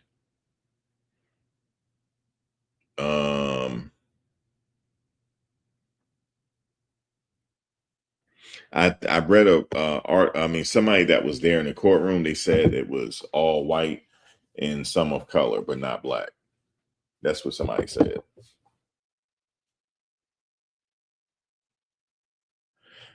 Now, for me, like in this situation, like I just don't agree with nobody like getting stabbed this way. But what if I say this in my mind? Well, I don't want him to go to a jail for the rest of his life. Maybe I can drop it to manslaughter. Maybe I can find him guilty on that. and not find him guilty on murder one.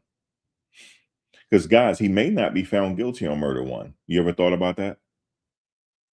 He could be found guilty on something else, not murder one. So we'll see. You said they didn't offer a plea deal. No, Jax. Nope. And the reason why they didn't offer a plea deal is they feel like they got him dead to rights here. I thought that was interesting. They didn't offer him a deal, I don't think. You said so no blacks. It's not looks right. No, they ain't no black people on the jury.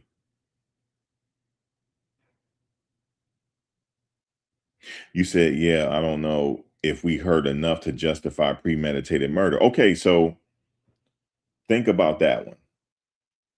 We're gonna have to wait today because today, like I said, the defense is putting on. But did you actually know the prosecutors rested their case? So if you don't feel like you heard enough to justify premeditated murder, well, guess what? He'll see the light of day again, William. He's gonna see the light of day again. He definitely is. How much is what is manslaughter in Texas? Let me see. In the state of Texas, manslaughter, what is the punishment? So we'll see. What is the manslaughter? I forget. Okay, here we go. Oh wow. Damn, Texas is crazy, bro. Look at this. The punishment for a sec. Oh no, hold on. Let's go. Let's start with second degree murder first. Then we'll go to manslaughter. Second degree.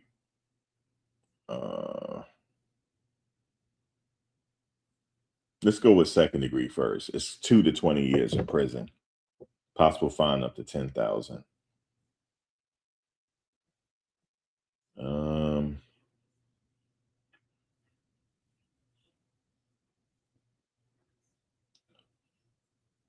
Do they even have manslaughter in Texas? I don't even know they got manslaughter. Let me see. I think it's murdered. Okay, yes, they do. How much time? Oh, 2 to 20 years. I was reading it right. Yeah, it's 2 to 20 years. So he's 18, right? So if the judge maxed him out, he could be out of jail in like what, 15 years? How does that work? 15, maybe 16? And he's what, 18 now? So yeah, that's what he's looking at. He ain't gonna have to do the whole 20. That's my point. He ain't gonna have to do the whole 20 years.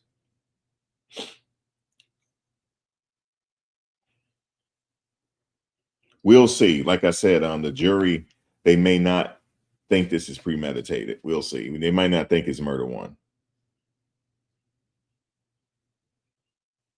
But I'm just trying to tell you guys, it's dangerous for him because if the jury believes that he had his hand in his bag and he told the guy, "You come over here if you want to," that's murder one.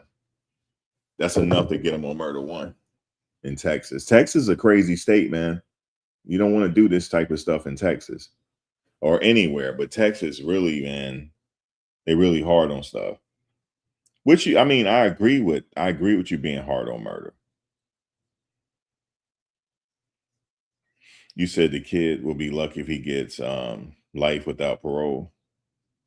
This is not a death penalty case.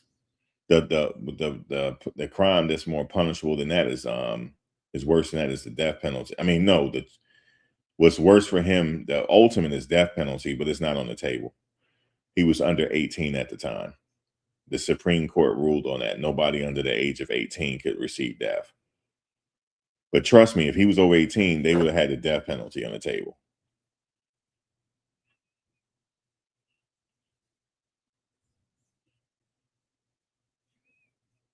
You said, but beyond a reasonable doubt that he set out to kill somebody is a bit crazy.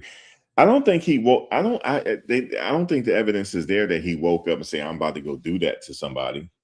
I don't think they can be able to do that. But now I know what you're thinking. You're thinking in terms of premeditated. It don't have to be that long of a thought for it to be premeditated. His actions can make it premeditated. I learned that in another trial we were watching, like years ago. Because I'm thinking premeditation, you got to plan. You know, it has to be a significant amount of planning. It don't. Your actions that day could have made it. That second could have made it premeditated. So it's dangerous because if they believe that he provoked, self-defense is not on the table. If they believe that, the jury can just move on to see if this is premeditated, first degree murder. So, like I said, we're gonna have to see if his lawyers working magic today or not. But I heard that one of the lawyers gave one of the jurors gave one of the lawyers a side eye.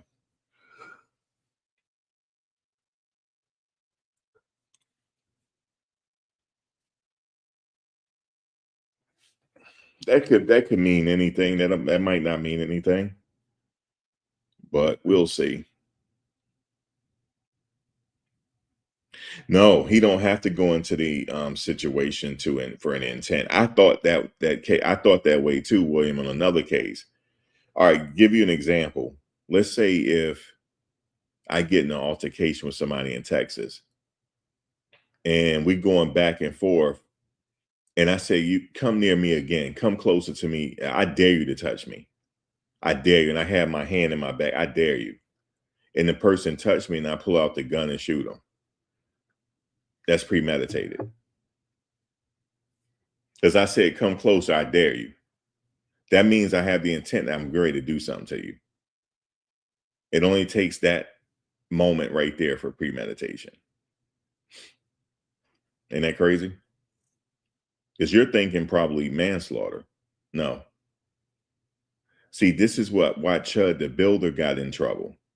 Because he's trying to say, well, I'm practicing my First Amendment rights. What's going on? You can't bait people.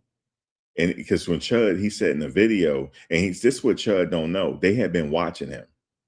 They've been watching him, so they know his videos. So they said, he said to one guy, oh, you ain't gonna do nothing. Come over here if you want to, and I got some mace for you. Or better yet, I got some hot ones for you. That's against the law. Now, what if the person act on and start fighting Chud and he shoot him? Chud going to jail. In that case, that's why he's locked up now. He can't understand why he locked up. He thought it was self-defense. They're not taking it like that. And it was just unfortunate because he met the wrong person that day. The guy had PTSD from the war. So he was already off mentally anyway. And that's the guy he decided to pick with. He picked with the wrong one. A normal person, they would have just looked at Chud sideways and kept walking. And then you're going to get somebody that has mental issues that's not going to walk away. And that's what happened in his case. And the thing is with Chud, the amount of money that he raised, they won't even allow him to use it. Because his defense is, look, I'm a content creator. I was just going viral. That very well could be the case, but it's the stuff he was saying on camera is what got him caught up. The baiting part that got him caught up. So I know he's sitting there like, dude, why am I sitting here in jail? I was just trying to go viral. You know what I'm saying? I was just trying to go viral. I'm a content creator. And yeah, man, that's what happened.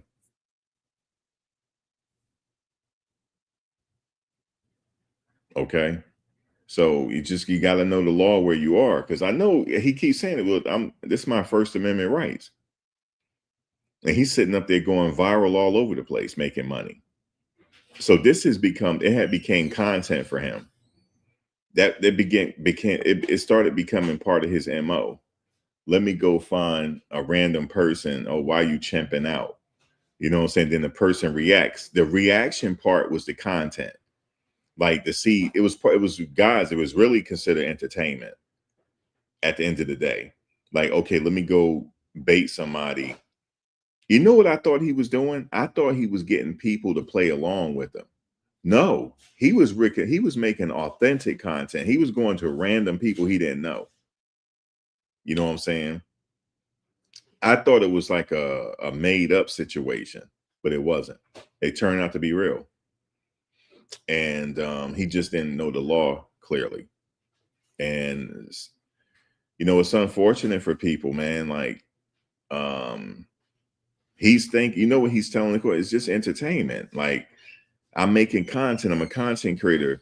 When I'm provoking a reaction, like that's the entertainment. And then afterwards, he said he would tell the people, "Hey, man, it was just a prank." Right? Yeah, but the judge ain't seeing it like that. So that's the thing.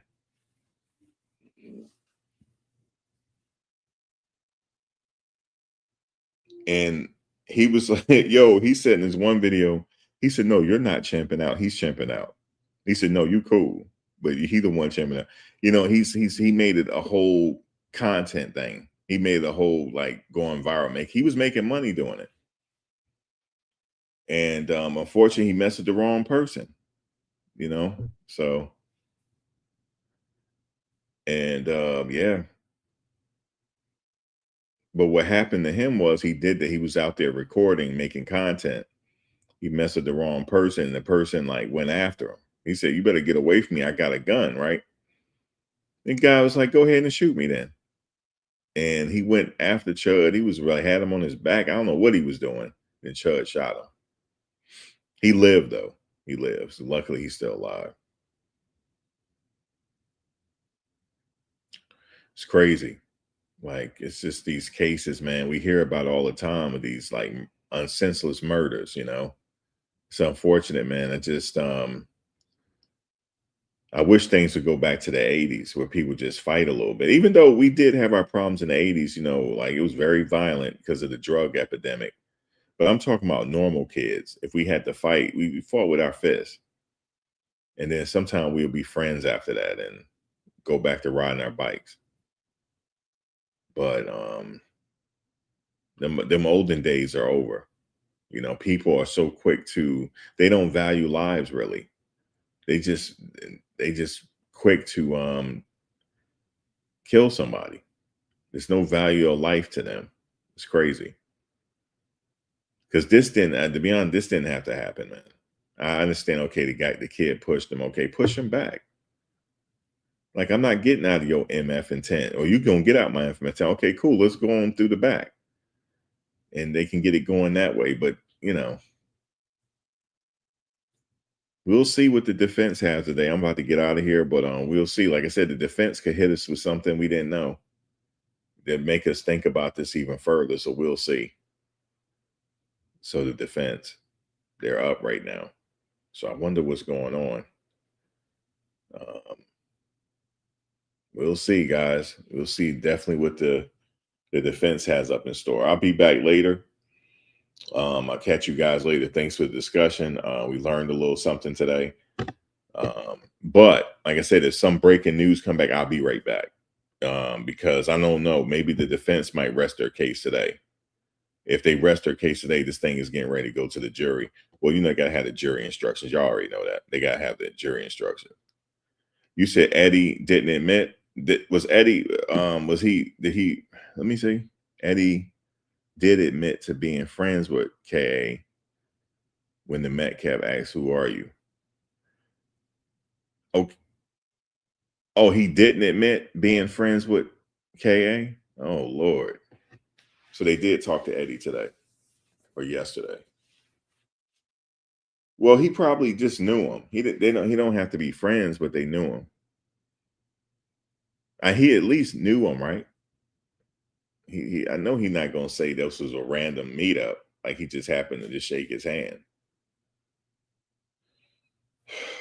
Man. Eddie said he's not getting caught up in this. You said he admitted to knowing him, but they weren't friends. Okay. They just knew each other. They, it's customary, give him a handshake. Oh man, this didn't have to go down like this, but we'll wait and see what the jury says. The jury, we don't know. They could surprise us. We'll see. I'll be back later, guys. later on and then see what the updates are today. All right, guys, I'll talk to y'all later.